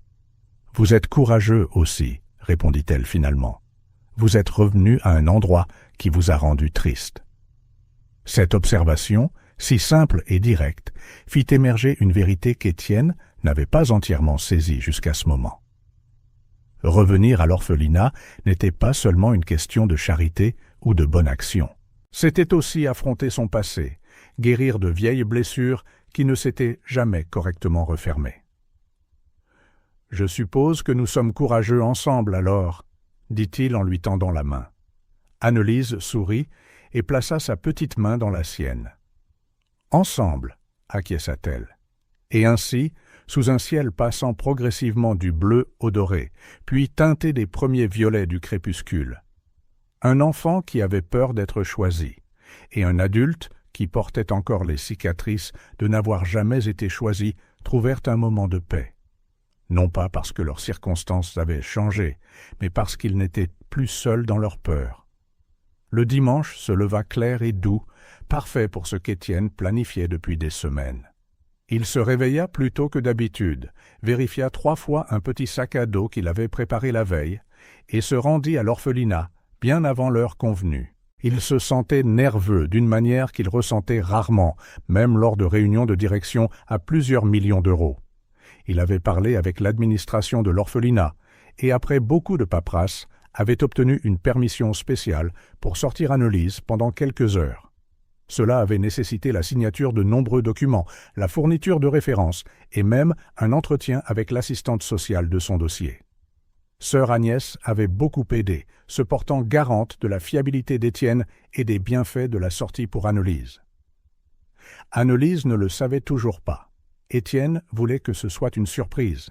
Quand il arriva, il trouva Annelise déjà réveillée, prenant son petit déjeuner avec les autres enfants à une table commune. Elle sourit en le voyant, puis fronça les sourcils de confusion. Il ne venait jamais le dimanche, et certainement pas si tôt. « Bonjour », dit-il en s'approchant. « Prête pour une surprise ?» Annelise cligna des yeux, intriguée. « Quelle surprise ? Que dirais-tu de passer la journée loin d'ici ? Juste nous deux. » Ses yeux s'écarquillèrent. Elle le regarda, puis sœur Agnès, qui s'approcha avec un sourire, puis de nouveau Étienne. « Je peux partir ? » « Nous avons une permission spéciale, » expliqua-t-il. « Pour quelques heures, mais nous devons être de retour avant le dîner. » Un instant, Annelise sembla incapable de le croire. Puis, lentement, le plus grand sourire qu'il ait jamais vu se répandit sur son visage. « Où allons-nous » demanda-t-elle, mettant déjà de côté ses céréales, excitée à l'idée de commencer l'aventure. « C'est une surprise, » répéta Étienne, « mais je pense que tu vas aimer. » 1 heure plus tard, Annelise, vêtue d'une robe bleue qu'elle avait spécialement choisie pour l'occasion, était dans la voiture d'Étienne.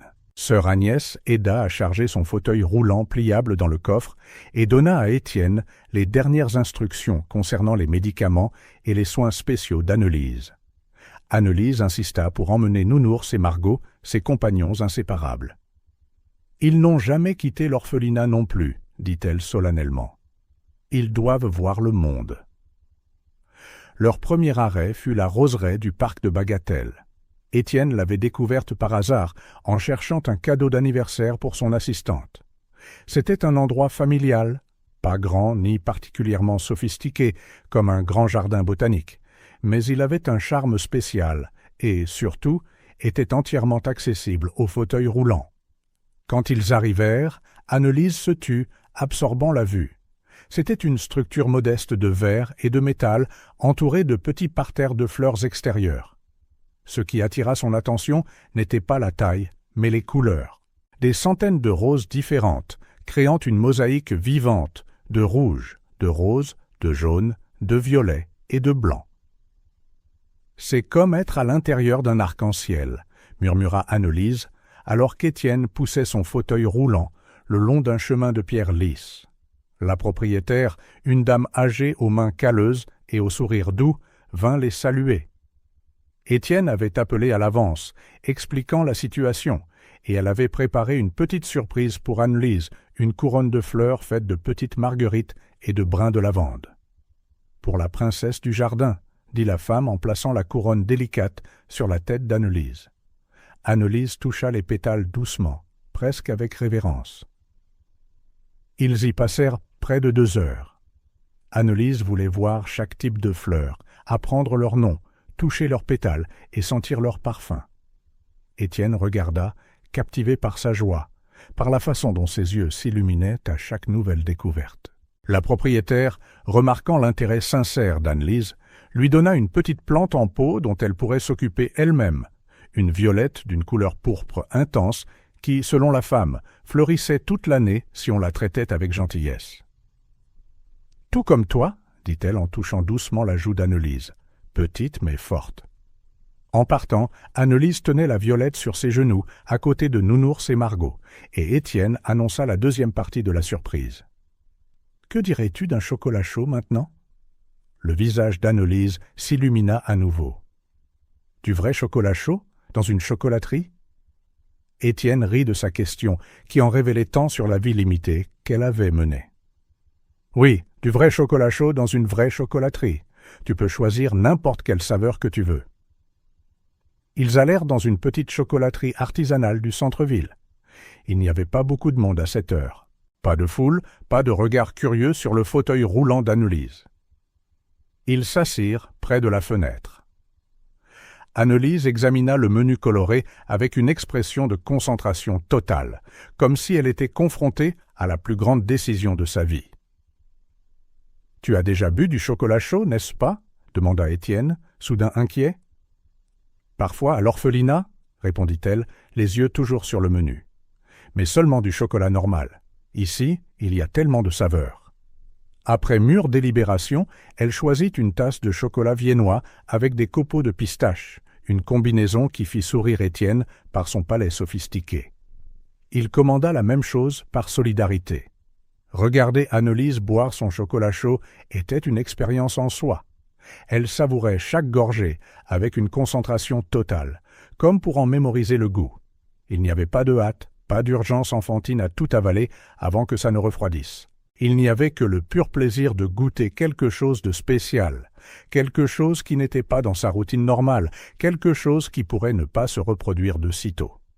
« C'est le plus beau jour de ma vie », déclara-t-elle entre 2 gorgées, son ton si sérieux qu'il serra le cœur d'Étienne. Juste à ce moment-là, dans la lueur du soleil qui filtrait par la fenêtre sur le visage souriant d'Anne-Lise, sa couronne de fleurs légèrement de travers et un peu de crème fouettée près de sa bouche, Étienne eut une impulsion soudaine. Il sortit son téléphone. « Je peux te prendre en photo ?» demanda-t-il. Anne-Lise parut surprise, mais hocha la tête, se redressant et souriant. Un sourire sincère qui atteignit ses yeux et illumina tout son visage. Étienne captura l'image et sut immédiatement qu'elle était spéciale. C'était plus qu'une photo. C'était l'enregistrement d'un moment de joie pure. Probablement la première fois qu'Anne-Lise ressentait ce genre de bonheur depuis l'accident qui avait emporté ses parents et l'avait laissée en fauteuil roulant. Il lui montra la photo et elle l'examina curieusement. « Est-ce que je suis jolie ?» demanda-t-elle avec l'insécurité typique de son âge. « Magnifique !» répondit Étienne avec une sincérité absolue. De retour à l'orphelinat en fin d'après-midi, Anne-Lise était épuisée mais radieuse. Elle tenait soigneusement la violette comme si c'était un trésor précieux. Nounours et Margot avaient aussi goûté le chocolat chaud. En réalité, Anne-Lise leur avait offert à chacun une minuscule cuillerée pour qu'ils partagent le bonheur. Sœur Agnès les accueillit à l'entrée et Anne-Lise commença immédiatement à raconter chaque détail sur les fleurs, les saveurs de chocolat chaud et comment les gens dans la rue lui souriaient avec sa couronne de fleurs. En l'écoutant décrire chaque moment, Étienne jeta un nouveau coup d'œil à la photo sur son téléphone. Il décida sur le champ qu'il l'imprimerait et l'encadrerait pour son bureau, à côté du dessin qu'elle lui avait donné. Mais sur son téléphone, il la garderait dans un endroit spécial, un rappel qu'il pourrait emporter partout. un talisman contre les mauvais jours, les réunions stressantes et la solitude qu'il avait souvent ressentie, même entouré de gens. Le trajet de retour à son appartement n'avait jamais semblé aussi long. En naviguant dans les lumières du soir de la ville, Étienne se sentait partagé entre la joie de la journée qui venait de s'écouler et une agitation croissante qu'il ne pouvait ignorer. Il revoyait sans cesse le visage radieux d'Annelise dans son esprit, la façon dont ses yeux pétillaient devant le chocolat à la pistache, le soin révérencieux qu'elle montrait à la petite Violette. Son appartement lui parut étrangement vide quand il arriva enfin. C'était un endroit élégant, décoré avec le goût minimaliste qu'il avait toujours favorisé. Mais maintenant, pour la première fois, il sentait son silence oppressant, son manque de vie. Il posa ses clés sur la table basse et se dirigea vers le balcon, regardant la ville. Des milliers de lumières scintillaient dans l'obscurité.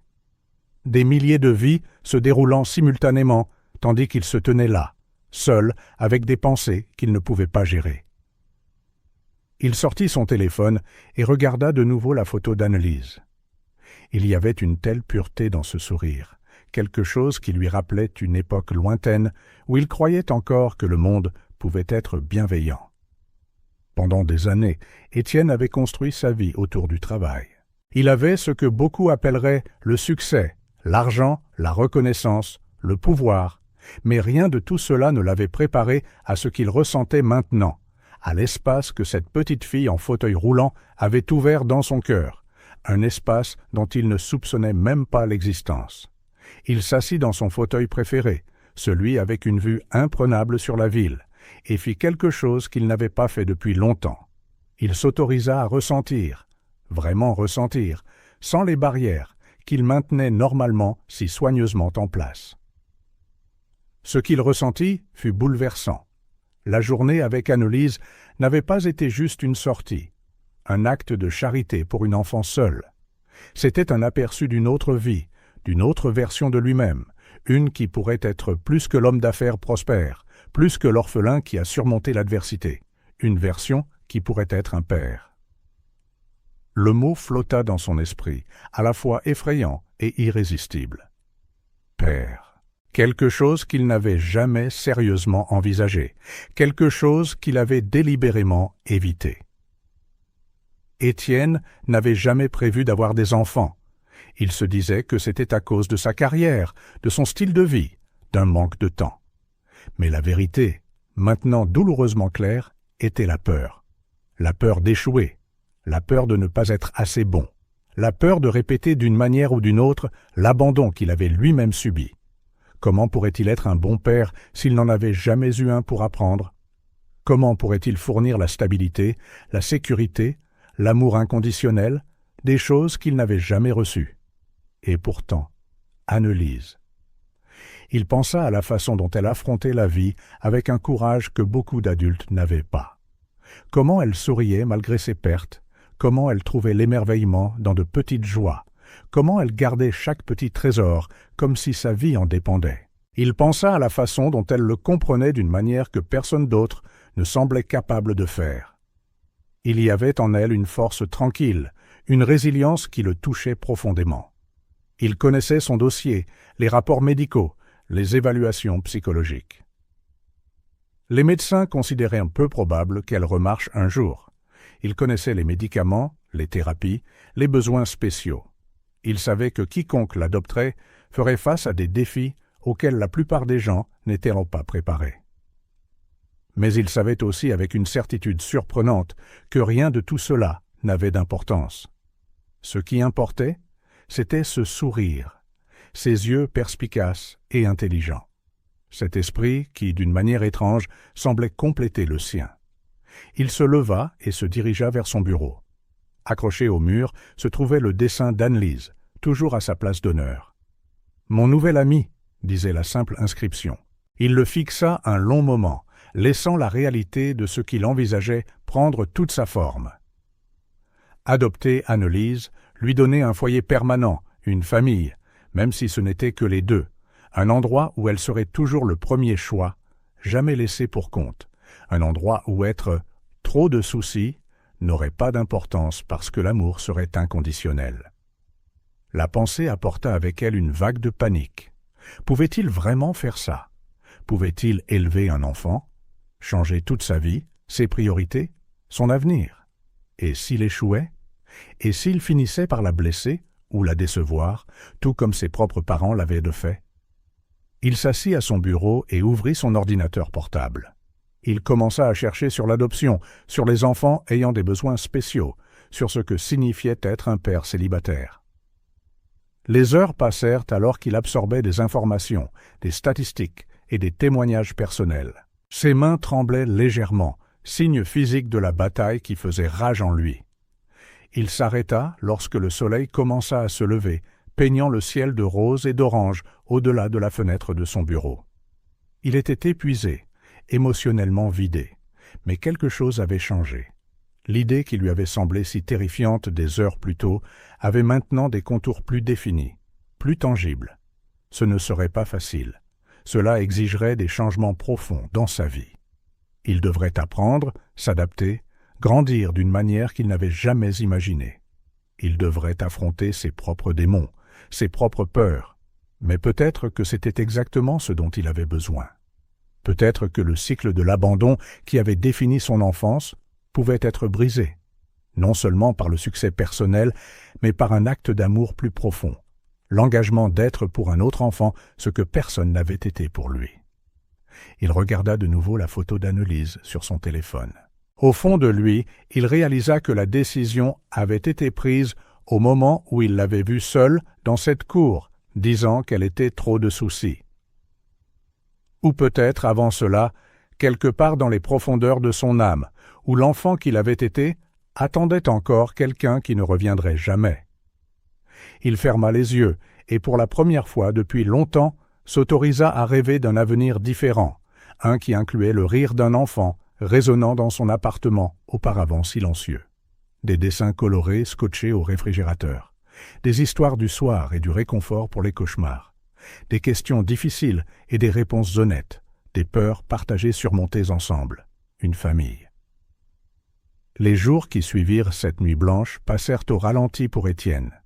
Ce qui avait commencé comme une idée terrifiante s'était cristallisé en une certitude profonde. Il passa des appels, réorganisa son emploi du temps et restructura son agenda. Son avocat, surpris par l'urgence, travailla des heures supplémentaires pour préparer tous les documents nécessaires.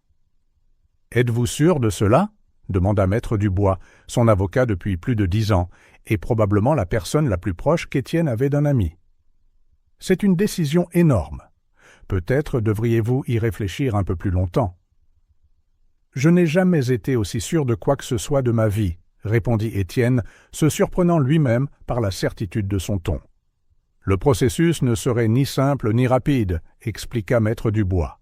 « Il y aurait des entretiens, des visites à domicile, des évaluations psychologiques, des vérifications d'antécédents, et même avec les ressources et l'influence d'Étienne.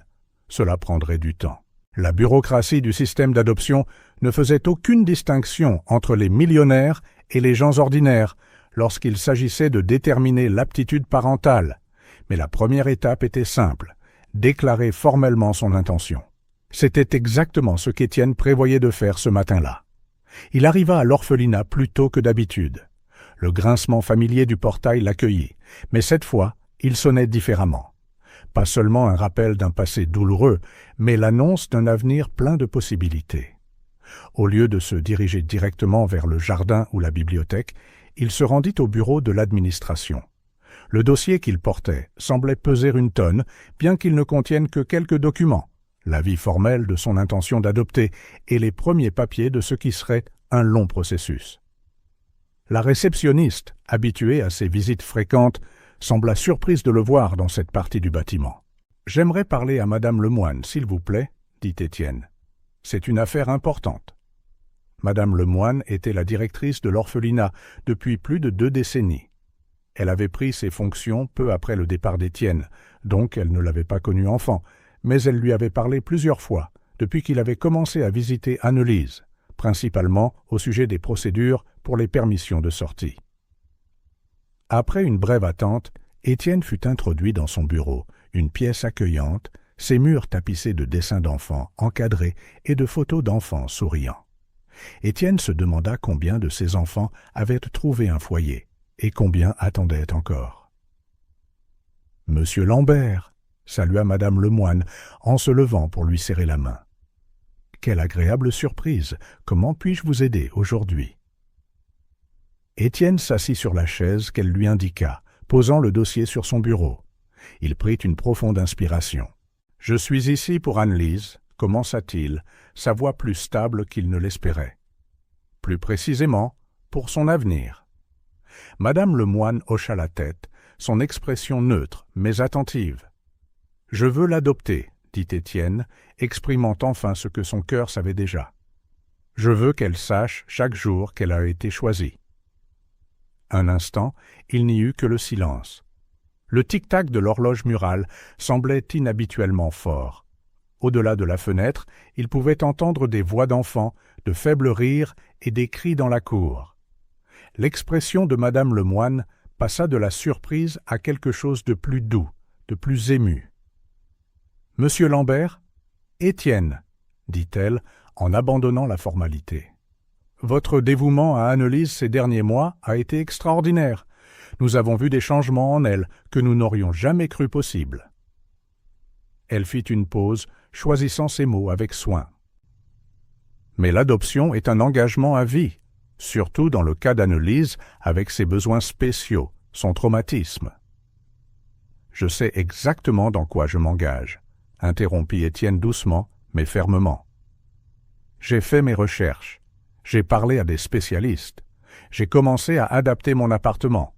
Je suis prêt. » Madame Lemoine sourit, un sourire sincère qui atteignit ses yeux. « Je vous crois, » dit-elle, « et honnêtement, je ne peux pas imaginer un meilleur foyer pour Anne-Lise. » Elle était sur le point de continuer quand un bruit doux à la porte attira leur attention. Ils se tournèrent pour voir Anne-Lise dans son fauteuil roulant avec sœur Agnès juste derrière elle. « Pardonnez l'interruption, » dit sœur Agnès, l'air embarrassé. Anne-Lise cherchait Étienne et... « Ce n'est rien, » dit la directrice en leur faisant signe d'entrer. En fait, cette conversation concerne principalement Anne-Lise. La fillette regarda d'un adulte à l'autre, son expression interrogative. Elle sentait clairement l'atmosphère sérieuse, mais ne savait pas exactement ce qui se passait. « Qu'est-ce qui se passe ?» demanda-t-elle en fixant directement Étienne. « Vous avez l'air bizarre. » Sa remarque abrupte, si typique d'Anne-Lise, brisa la tension dans la pièce. Étienne ne put s'empêcher de sourire. « Nous parlions de toi, » expliqua-t-il en se rapprochant d'elle. « Quelque chose d'important. »« Quoi ?» insista-t-elle, serrant Nounours et Margot comme pour se préparer à une mauvaise nouvelle. Étienne échangea un regard avec Madame Lemoine, qui hocha la tête d'un air encourageant. « Anne-Lise, » commença-t-il en s'accroupissant pour la regarder dans les yeux. « J'ai parlé avec Madame Lemoine de la possibilité, de mon désir de t'adopter, que tu viennes vivre avec moi et que tu sois ma fille. » Les mots restèrent suspendus dans l'espace entre eux. Le visage d'Anne-Lise était une toile montrant la surprise, la confusion, le doute, et quelque chose de plus, quelque chose qu'Étienne ne pouvait pas tout à fait lire. Elle ne sourit pas tout de suite, comme il aurait pu s'y attendre. Au lieu de cela, ses yeux devinrent très sérieux, presque adultes dans leur examen. « Et si je ne suis pas ce que vous attendez ?» demanda-t-elle finalement, sa voix petite mais résolue. La question coupa Étienne en plein cœur. C'était exactement ce qu'il craignait à l'inverse, qu'il ne soit pas le père qu'elle méritait. Et la voilà, exprimant la même inquiétude, mais de son propre point de vue. Étienne s'accroupit encore plus pour être à son niveau, la regardant dans les yeux avec une douce fermeté. « Anne-Lise, je n'attends pas de toi que tu sois autre chose que ce que tu es déjà. Tu n'as rien à prouver. Tu es déjà tout ce que je veux. » Les yeux d'Anne-Lise se remplirent de larmes, mais pas de tristesse. C'était comme si quelque chose de très ancien et de très lourd cédait enfin en elle. « Vraiment ?» murmura-t-elle. « Vraiment ?» confirma-t-il. « Je veux que tu sois ma fille, non pas malgré qui tu es, mais à cause de qui tu es. » Annelise baissa les yeux sur Nounours, son ours élimé et borgne, puis sur Margot, la poupée qu'Étienne lui avait offerte. Il semblait qu'elle consultait ses plus vieux amis, cherchant leur approbation. Enfin, le sourire éclata. Celui qui n'était pas seulement poli ou forcé, mais radieux, transformant tout son visage. « Je le veux » dit-elle avec une simplicité tranquille qui contenait des mondes entiers. « Je veux être votre fille. » Les mois qui suivirent furent remplis de paperasses, d'entretiens, de visites à domicile et de préparatifs. Le processus d'adoption avança plus vite que d'habitude, en partie grâce aux ressources d'Étienne, en partie parce que le personnel de l'orphelinat le soutenait unanimement. Pendant cette période, Étienne rendit visite à Annelise presque quotidiennement. Ensemble, ils planifièrent ce que serait leur nouvelle vie. Il lui montra des photos de son appartement, lui demanda ses préférences, l'impliqua dans chaque décision. Il était important qu'elle sente que ce nouveau chapitre était écrit par eux deux, pas seulement par lui. « De quelle couleur veux-tu ta chambre ?» demanda-t-il un après-midi, lui montrant un nuancier de peinture. Annelise passa ses doigts sur les échantillons, s'arrêtant sur une teinte lavande douce. « Celle-ci, » dit-elle avec assurance. On dirait le ciel, juste avant qu'il ne fasse nuit. Une semaine avant le déménagement officiel, Étienne l'emmena voir ce qui serait sa nouvelle maison. L'appartement avait subi une transformation. Les couloirs avaient été élargis pour accueillir un fauteuil roulant. De petites rampes remplaçaient les marches et les meubles étaient réarrangés pour faciliter les déplacements. Des changements subtils, mais qui signifiaient « cet endroit a été préparé pour toi ». Sa chambre, cependant, était tout sauf subtile. Les murs étaient peints du lavande exact qu'elle avait choisi. Un lit à baldaquin se dressait au centre, paré d'un couvre-lit brodé de petites fleurs rappelant la couronne qu'elle avait portée lors de leur sortie à la roseraie. Des étagères basses bordaient pour les murs, parfaitement accessibles pour quelqu'un en fauteuil.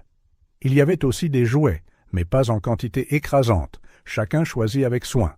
Un ours en peluche géant occupant un fauteuil d'angle, des poupées de diverses ethnies, une boîte de gros blocs de construction et un poste d'art complet avec des matériaux au-delà de tout ce que l'orphelinat ou même Étienne avait fourni auparavant.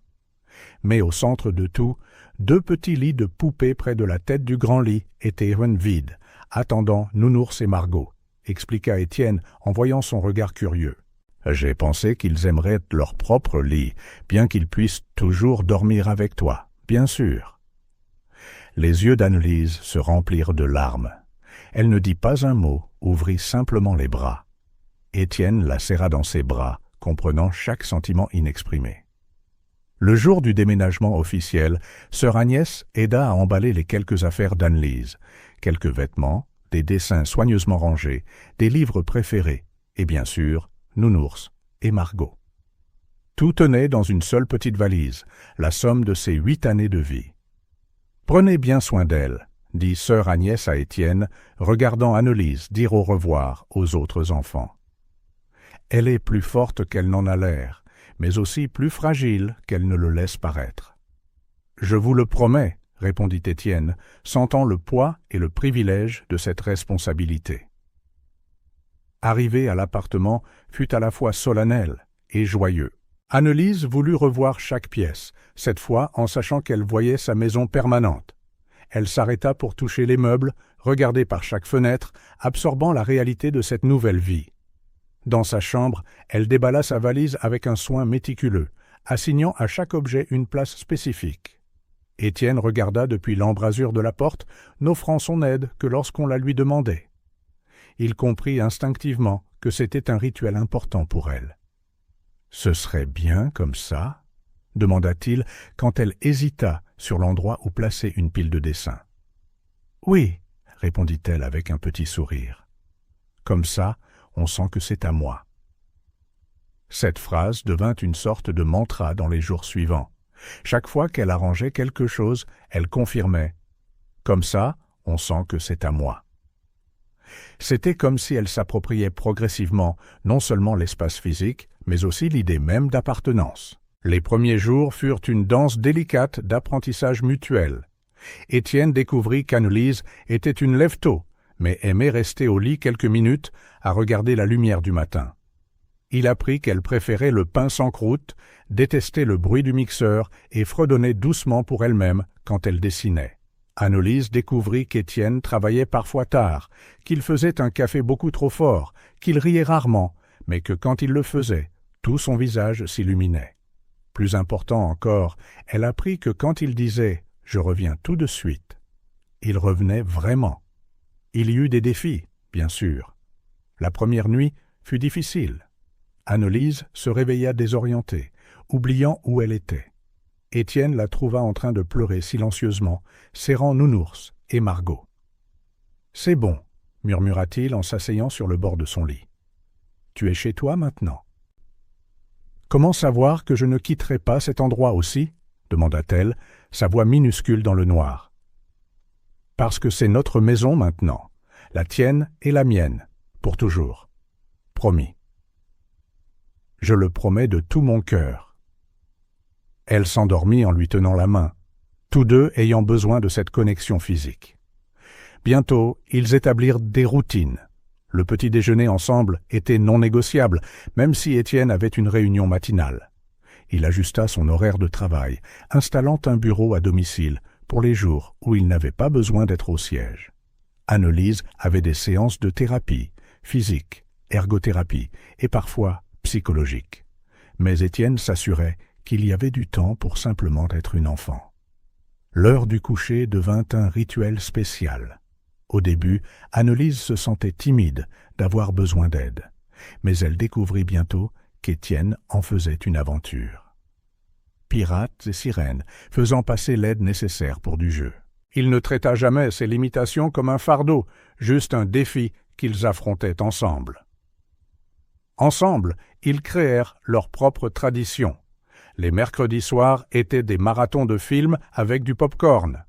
Les dimanches matins signifiaient des crêpes, se terminant généralement par une cuisine couverte de farine et de rire.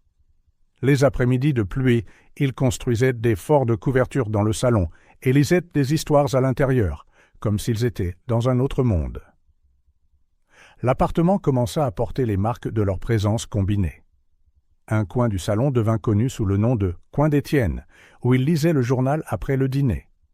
Un endroit près de la fenêtre de la cuisine fut baptisé « tour d'observation d'Annelise », où elle aimait regarder la ville au coucher du soleil. Le couloir menant aux chambres était décoré de ses dessins encadrés, comme s'il s'agissait de pièces de musée. Dans la chambre d'Annelise, Nounours et Margot tenaient une place d'honneur.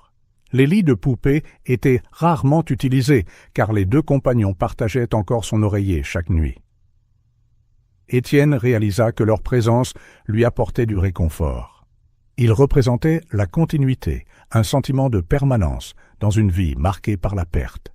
Il y eut des erreurs et des ajustements, bien sûr. Étienne, habitué à vivre seul, oubliait parfois de garder les choses à sa portée ou déplaçait les meubles sans prévenir. Annelise, habituée à la structure stricte de l'orphelinat, avait parfois du mal avec sa nouvelle liberté de faire des choix. Mais chaque erreur devint une chance d'apprendre. Quand Étienne plaça ses tasses préférées sur une étagère trop haute, la solution ne fut pas seulement de les récupérer pour elle, mais d'installer de nouvelles étagères coulissantes à son niveau. Quand Annelise eut une crise d'angoisse après avoir accidentellement cassé une tasse, craignant qu'il ne soit en colère, il ne se contenta pas de dire que ce n'était pas grave. Il lui montra encore et encore que sa valeur n'était pas liée au fait d'être parfaite. « Nous cassons tous des choses parfois », expliqua-t-il alors qu'ils nettoyaient les éclats ensemble. « Les choses peuvent être remplacées, pas les gens. » Un soir, environ 3 semaines après son emménagement, Étienne passa devant la chambre d'Annelise après un appel professionnel et la trouva allongée, les yeux fixés au plafond. « Tu n'arrives pas à dormir ?» demanda-t-il en s'asseyant sur le bord de son lit. Elle secoua la tête. « Je réfléchis. »« À quoi ?» Elle resta silencieuse un instant, organisant ses pensées. « À quel point c'est différent ?» « Qu'est-ce qui est différent ?»« D'être choisi, » dit-elle simplement. « C'est différent de ce que j'imaginais. »« Comment l'imaginais-tu » Annelise serra Nounours et Margot plus près, comme pour puiser du courage en eux. « Je pensais que je devrais être différente, plus heureuse, plus intelligente, plus facile, » dit-elle en marquant une pause. À l'orphelinat, les gens voulaient toujours des enfants faciles. Le cœur d'Étienne se serra d'entendre une perspective si adulte de la part de quelqu'un de si jeune. « Être choisi ne signifie pas que tu dois changer, » dit-il doucement. « Cela signifie que quelqu'un a vu qui tu es vraiment et a pensé « C'est exactement la personne dont j'ai besoin dans ma vie. » Elle y réfléchit un instant, puis sourit. Un sourire lent qui commença petit et s'étendit progressivement comme un lever de soleil. « Je crois que j'aime cette définition. »« Moi aussi, » convint Étienne. « Maintenant, dors. Demain est un grand jour, plein de bonnes choses. »« Plein de nos choses, » corrigea-t-il. « Certaines seront faciles, d'autres difficiles, mais ce seront les nôtres. » Elle hocha la tête, satisfaite de sa réponse honnête. Alors que ses yeux se fermaient, serrant toujours Nounours et Margot, Étienne réalisa que ses premiers jours ensemble leur apprenaient la même leçon fondamentale.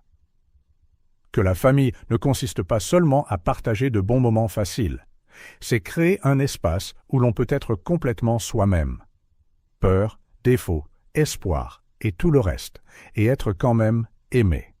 Et cela, plus que des murs lavandes ou de nouveaux jouets, était la véritable maison qu'ils construisaient ensemble, un jour à la fois, erreur par erreur, sourire par sourire, avec le vieil ours en peluche et la nouvelle poupée partageant le même oreiller, témoin silencieux d'un tout nouveau départ.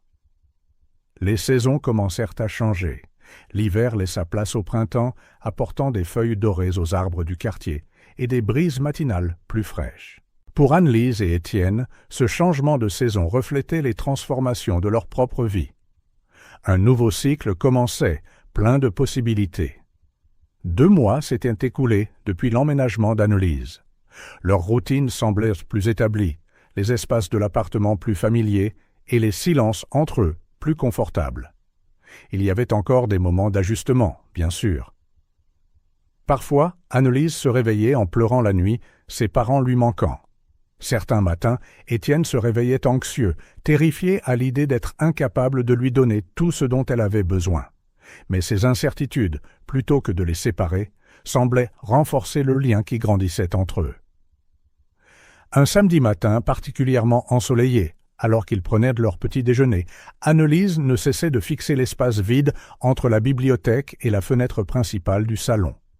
« À quoi penses-tu » demanda Étienne, remarquant sa concentration. « Ce coin, » dit-elle en pointant du doigt. « Il a l'air vide. »« Qu'est-ce que tu penses qu'il devrait y avoir là ?» Annelise réfléchit un instant, piquant distraitement ses céréales. « Peut-être mes dessins et quelques jouets, » s'aventura-t-elle, hésitant comme si elle n'était pas sûre que son idée serait la bienvenue. « C'est notre maison, mais parfois on a encore l'impression que c'est trop la vôtre. » Cette observation frappa Étienne avec une clarté soudaine. C'était vrai. Malgré les adaptations pour Annelise, une grande partie de l'appartement ressemblait encore à son ancienne vie. Minimaliste, élégant, adulte, ton neutre, meubles de créateur, art abstrait au mur. Tout parlait de la vie qu'il avait avant son arrivée.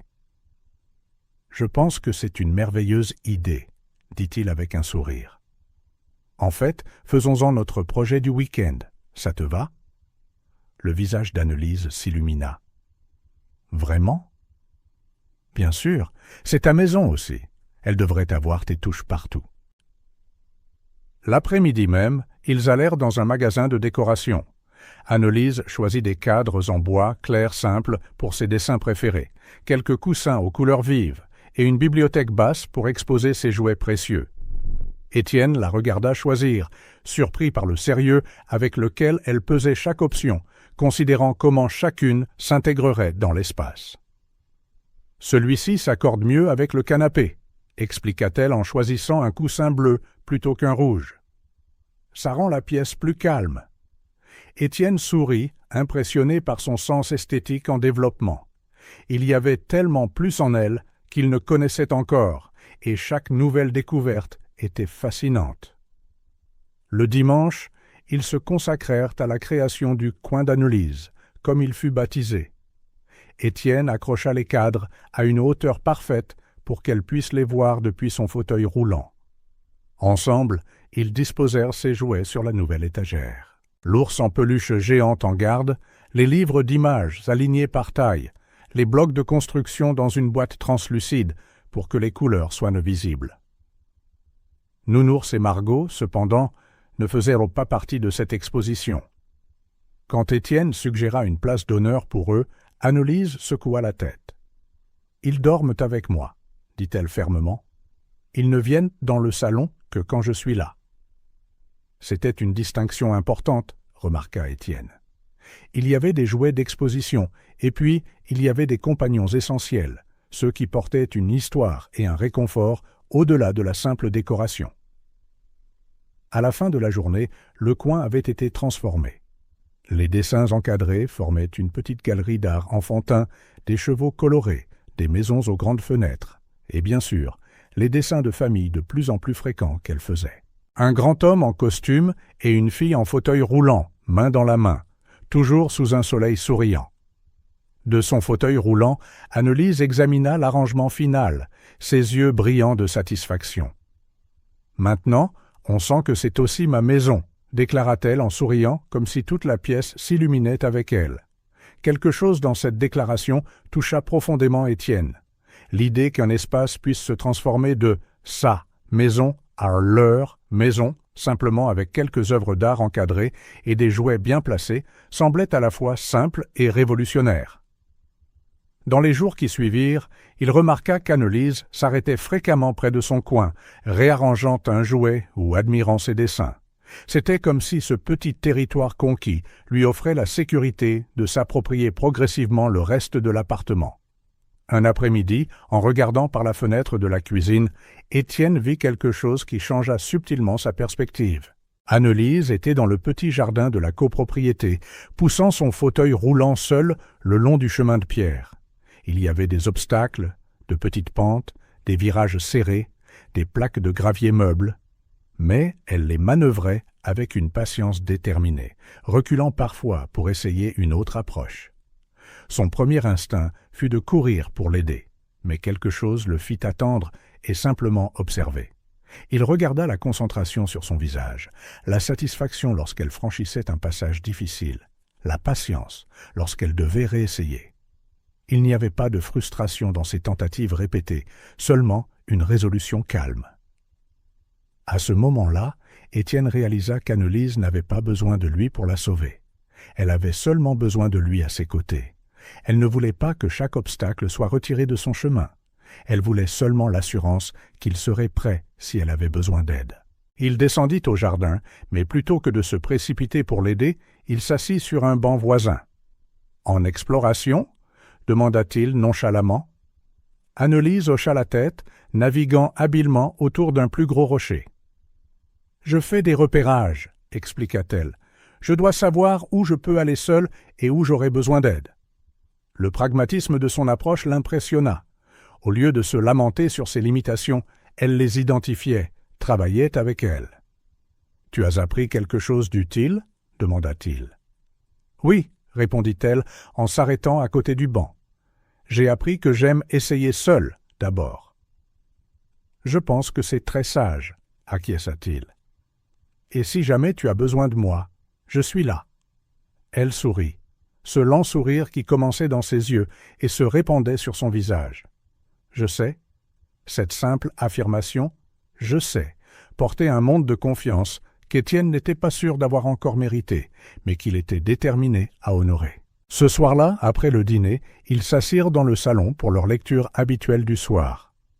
Annelise choisit un livre sur une famille de lapins qui reconstruisent leur maison après une tempête. L'histoire parlait de coopération et de la façon dont chaque membre de la famille contribuait différemment. Quand ils eurent fini, Annelise resta silencieuse un moment, caressant distraitement les cheveux de Margot pendant que Nounours reposait également sur ses genoux. « Qu'as-tu pensé de l'histoire » demanda Étienne. « Je l'ai aimée, » dit-elle. « Mais ils ont dû construire une nouvelle maison parce qu'ils avaient perdu leur ancienne. » Étienne hocha la tête, sentant comment l'histoire pouvait raviver des souvenirs difficiles. Oui, parfois on perd des choses qu'on aime et on doit construire quelque chose de nouveau. Annelise ne parla pas pendant un moment, caressant toujours la poupée dans ses bras. « Mes parents me manquent, » dit-elle finalement, sa voix petite mais stable. « Mais maintenant, j'ai une nouvelle famille. Vous m'avez fait sourire à nouveau. » Les mots simples déferlèrent main sur Étienne comme des vagues douces mais puissantes. Il sentit ses yeux s'embuer, ne faisant aucun effort pour cacher son émotion. « Tu m'as fait sourire à nouveau aussi, » admit-il. C'était vrai. Avant Annelise, sa vie était remplie de succès professionnels, mais de très peu de moments de joie sincères. Maintenant, même les jours difficiles, il y avait des éclats de rire, des découvertes partagées, de petits triomphes qu'ils célébraient ensemble. Cette nuit-là, alors qu'il rangeait la cuisine après avoir mis Annelise au lit, Étienne réfléchit à la façon dont son idée de la maison évoluait. Il avait toujours pensé en termes de structure physique, de murs, de meubles et d'adresses. Mais il commençait à réaliser que la maison n'était pas seulement un lieu, mais un sentiment d'appartenance, d'acceptation, de sécurité émotionnelle. Le coin d'Annelise dans le salon était plus qu'une simple décoration. C'était une déclaration de permanence, une affirmation visuelle qu'elle n'était pas une visiteuse dans sa vie, mais une partie essentielle de celle-ci. De la même manière, son acceptation de cette nouvelle réalité n'effaçait pas son passé, mais le reliait à un avenir qu'ils construisaient ensemble. En éteignant les lumières, Étienne s'arrêta brièvement au coin qu'ils avaient recréé. Dans le noir, seules les formes étaient visibles, mais c'était suffisant. Ce petit espace personnalisé avait transformé son appartement d'une résidence en un foyer, un lieu où tous deux pouvaient être exactement qui ils étaient, avec toutes leurs histoires, leurs blessures et leurs espoirs, un lieu qui appartenait maintenant à tous les deux. L'hiver laissa place au printemps. Les fleurs commencèrent à éclore dans le petit jardin de la copropriété, et les matins avaient cette lumière unique que seuls les jours d'avril qui s'allongent peuvent apporter. 6 mois s'étaient écoulés depuis qu'Annelise avait emménagé avec Étienne. 6 mois d'ajustement, de découverte, de petites victoires et de quelques faux pas. La vie avait trouvé son propre rythme. Étienne continuait son travail, mais avec un emploi du temps plus flexible, tenant de nombreuses réunions depuis chez lui. Annelise fréquentait une nouvelle école adaptée à ses besoins, où elle se faisait des amis, et au grand plaisir d'Étienne, montrait un talent particulier pour l'art. Elle suivait toujours des thérapies, physiques, ergothérapie et parfois psychologiques, mais celle-ci ne dominait plus son emploi du temps comme avant. L'appartement, lui aussi, avait évolué. Le coin d'Annelise dans le salon s'était agrandi et comprenait maintenant une petite table d'art, toujours jonchée de projets en cours. Ses dessins encadrés n'étaient en plus confinés à cet espace. Ils apparaissaient partout, sur le réfrigérateur, dans le couloir, même dans la salle de bain. Progressivement, les tons neutres et le décor minimaliste qu'Étienne préférait autrefois avaient cédé la place à la couleur, à la texture et aux signes d'une vie partagée. Annelise elle-même avait changé, pas seulement parce qu'elle avait un peu grandi ou pris du poids. Ses joues étaient plus pleines, ses yeux plus vifs, son sourire plus fréquent. Ses cheveux, autrefois maintenus en tresses inégales par commodité, étaient parfois lâches maintenant, tombant en douces vagues sur ses épaules. Des transformations subtiles qui reflétaient son bien-être et son sentiment de sécurité. Étienne non plus n'était pas le même. Le cadre toujours impeccable était maintenant parfois aperçu en visioconférence avec des taches de peinture sur les doigts ou un élastique à cheveux oublié à son poignet. Il souriait plus, dormait mieux et pour la première fois depuis des décennies gardait des photos personnelles dans des cadres autour de son bureau. Pas seulement le dessin original d'Annelise, mais de vraies photos d'eux ensemble. Un samedi matin particulièrement agréable, Étienne profita du soleil pour ranger le petit jardin de la copropriété. Les autres résidents l'utilisaient rarement et il avait la permission de planter des fleurs et des herbes qu'il savait qu'Annelise aimerait. Vêtu de vêtements usés et de gants de jardinage, une image qui choquerait ses collègues, il tailla quelques arbustes en fredonnant distraitement. Annelise était sur le balcon adjacent qui donnait sur le jardin, assise à un bureau de dessin portable. Elle travaillait intensément sur un projet, levant parfois les yeux pour regarder Étienne, puis retournant à son art avec une inspiration renouvelée. Une proximité sereine s'installa entre eux, chacun engagé dans sa tâche, mais conscient de la présence de l'autre. « Qu'est-ce que tu dessines ?» demanda Étienne en retirant ses gants pour une pause. « Notre maison », dit-elle en tournant le papier pour qu'il puisse voir. Le dessin ne représentait pas leur véritable appartement, mais une maison imaginaire, lumineuse, fantaisiste, avec de grandes fenêtres circulaires, une porte rouge brillante et des rampes au lieu d'escaliers. Dans le jardin, 2 silhouettes, une grande et une plus petite en fauteuil roulant, plantaient des fleurs ensemble. Dans le ciel, en plus du soleil souriant omniprésent, se trouvaient 2 nuages spéciaux, contenant 4 visages.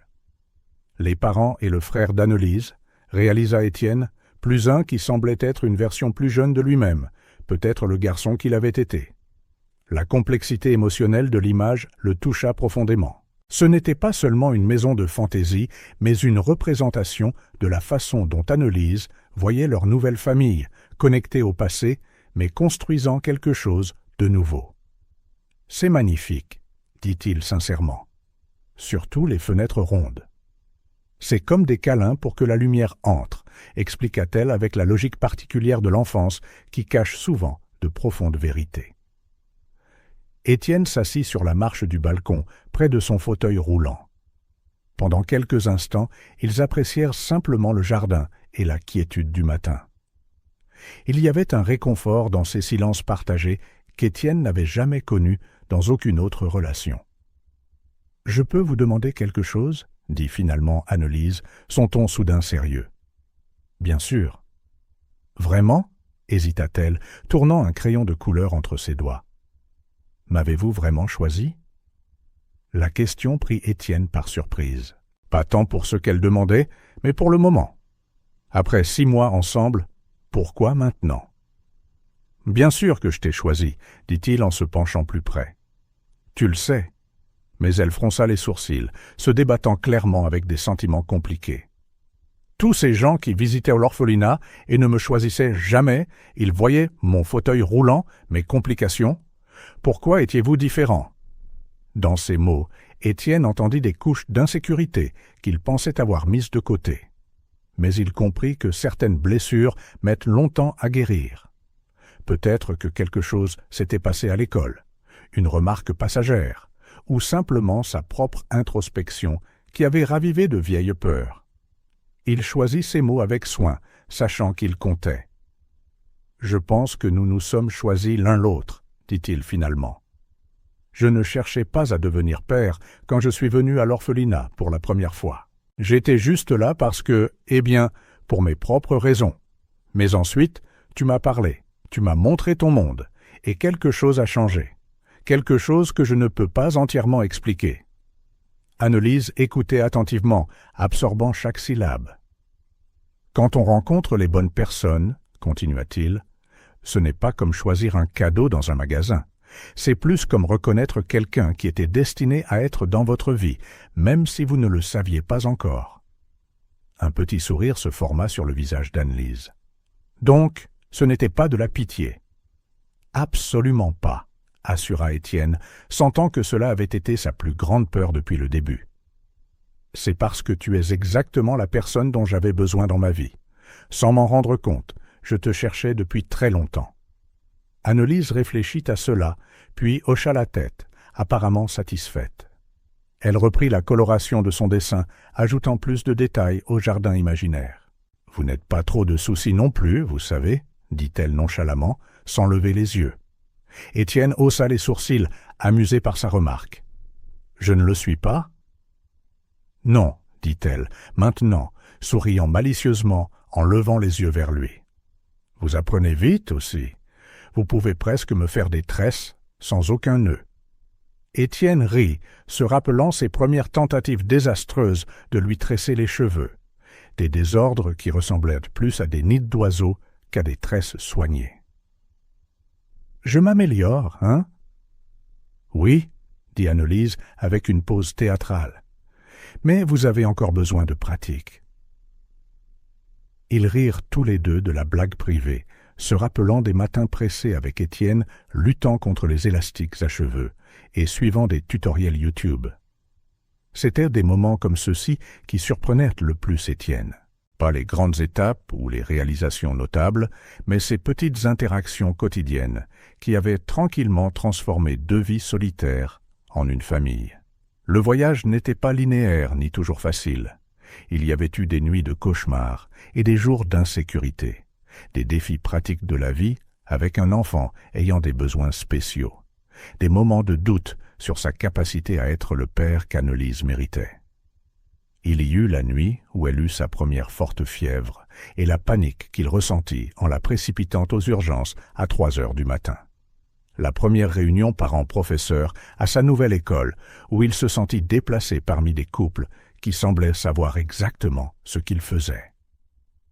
La fois où Annelise pleura inconsolablement à l'anniversaire de l'accident qui avait emporté ses parents, et il craignit que rien de ce qu'il faisait ne suffirait à apaiser sa douleur. Mais pour chaque moment difficile, il y avait aussi de merveilleuses découvertes. La première fois qu'Annelise l'appela « papa », sans fanfare ni planification, simplement au petit déjeuner en lui demandant de passer la confiture. L'après-midi où elle réussit, après des mois de thérapie, à passer de son fauteuil roulant au canapé toute seule. La fierté brillant sur son visage valait plus que n'importe quel succès commercial qu'Étienne ait jamais eu. Le Noël qu'ils passèrent ensemble a créé leur propre tradition qui mélangeait de vieux souvenirs avec de nouveaux espoirs. À chaque obstacle, chaque défi, quelque chose d'inattendu se produisait.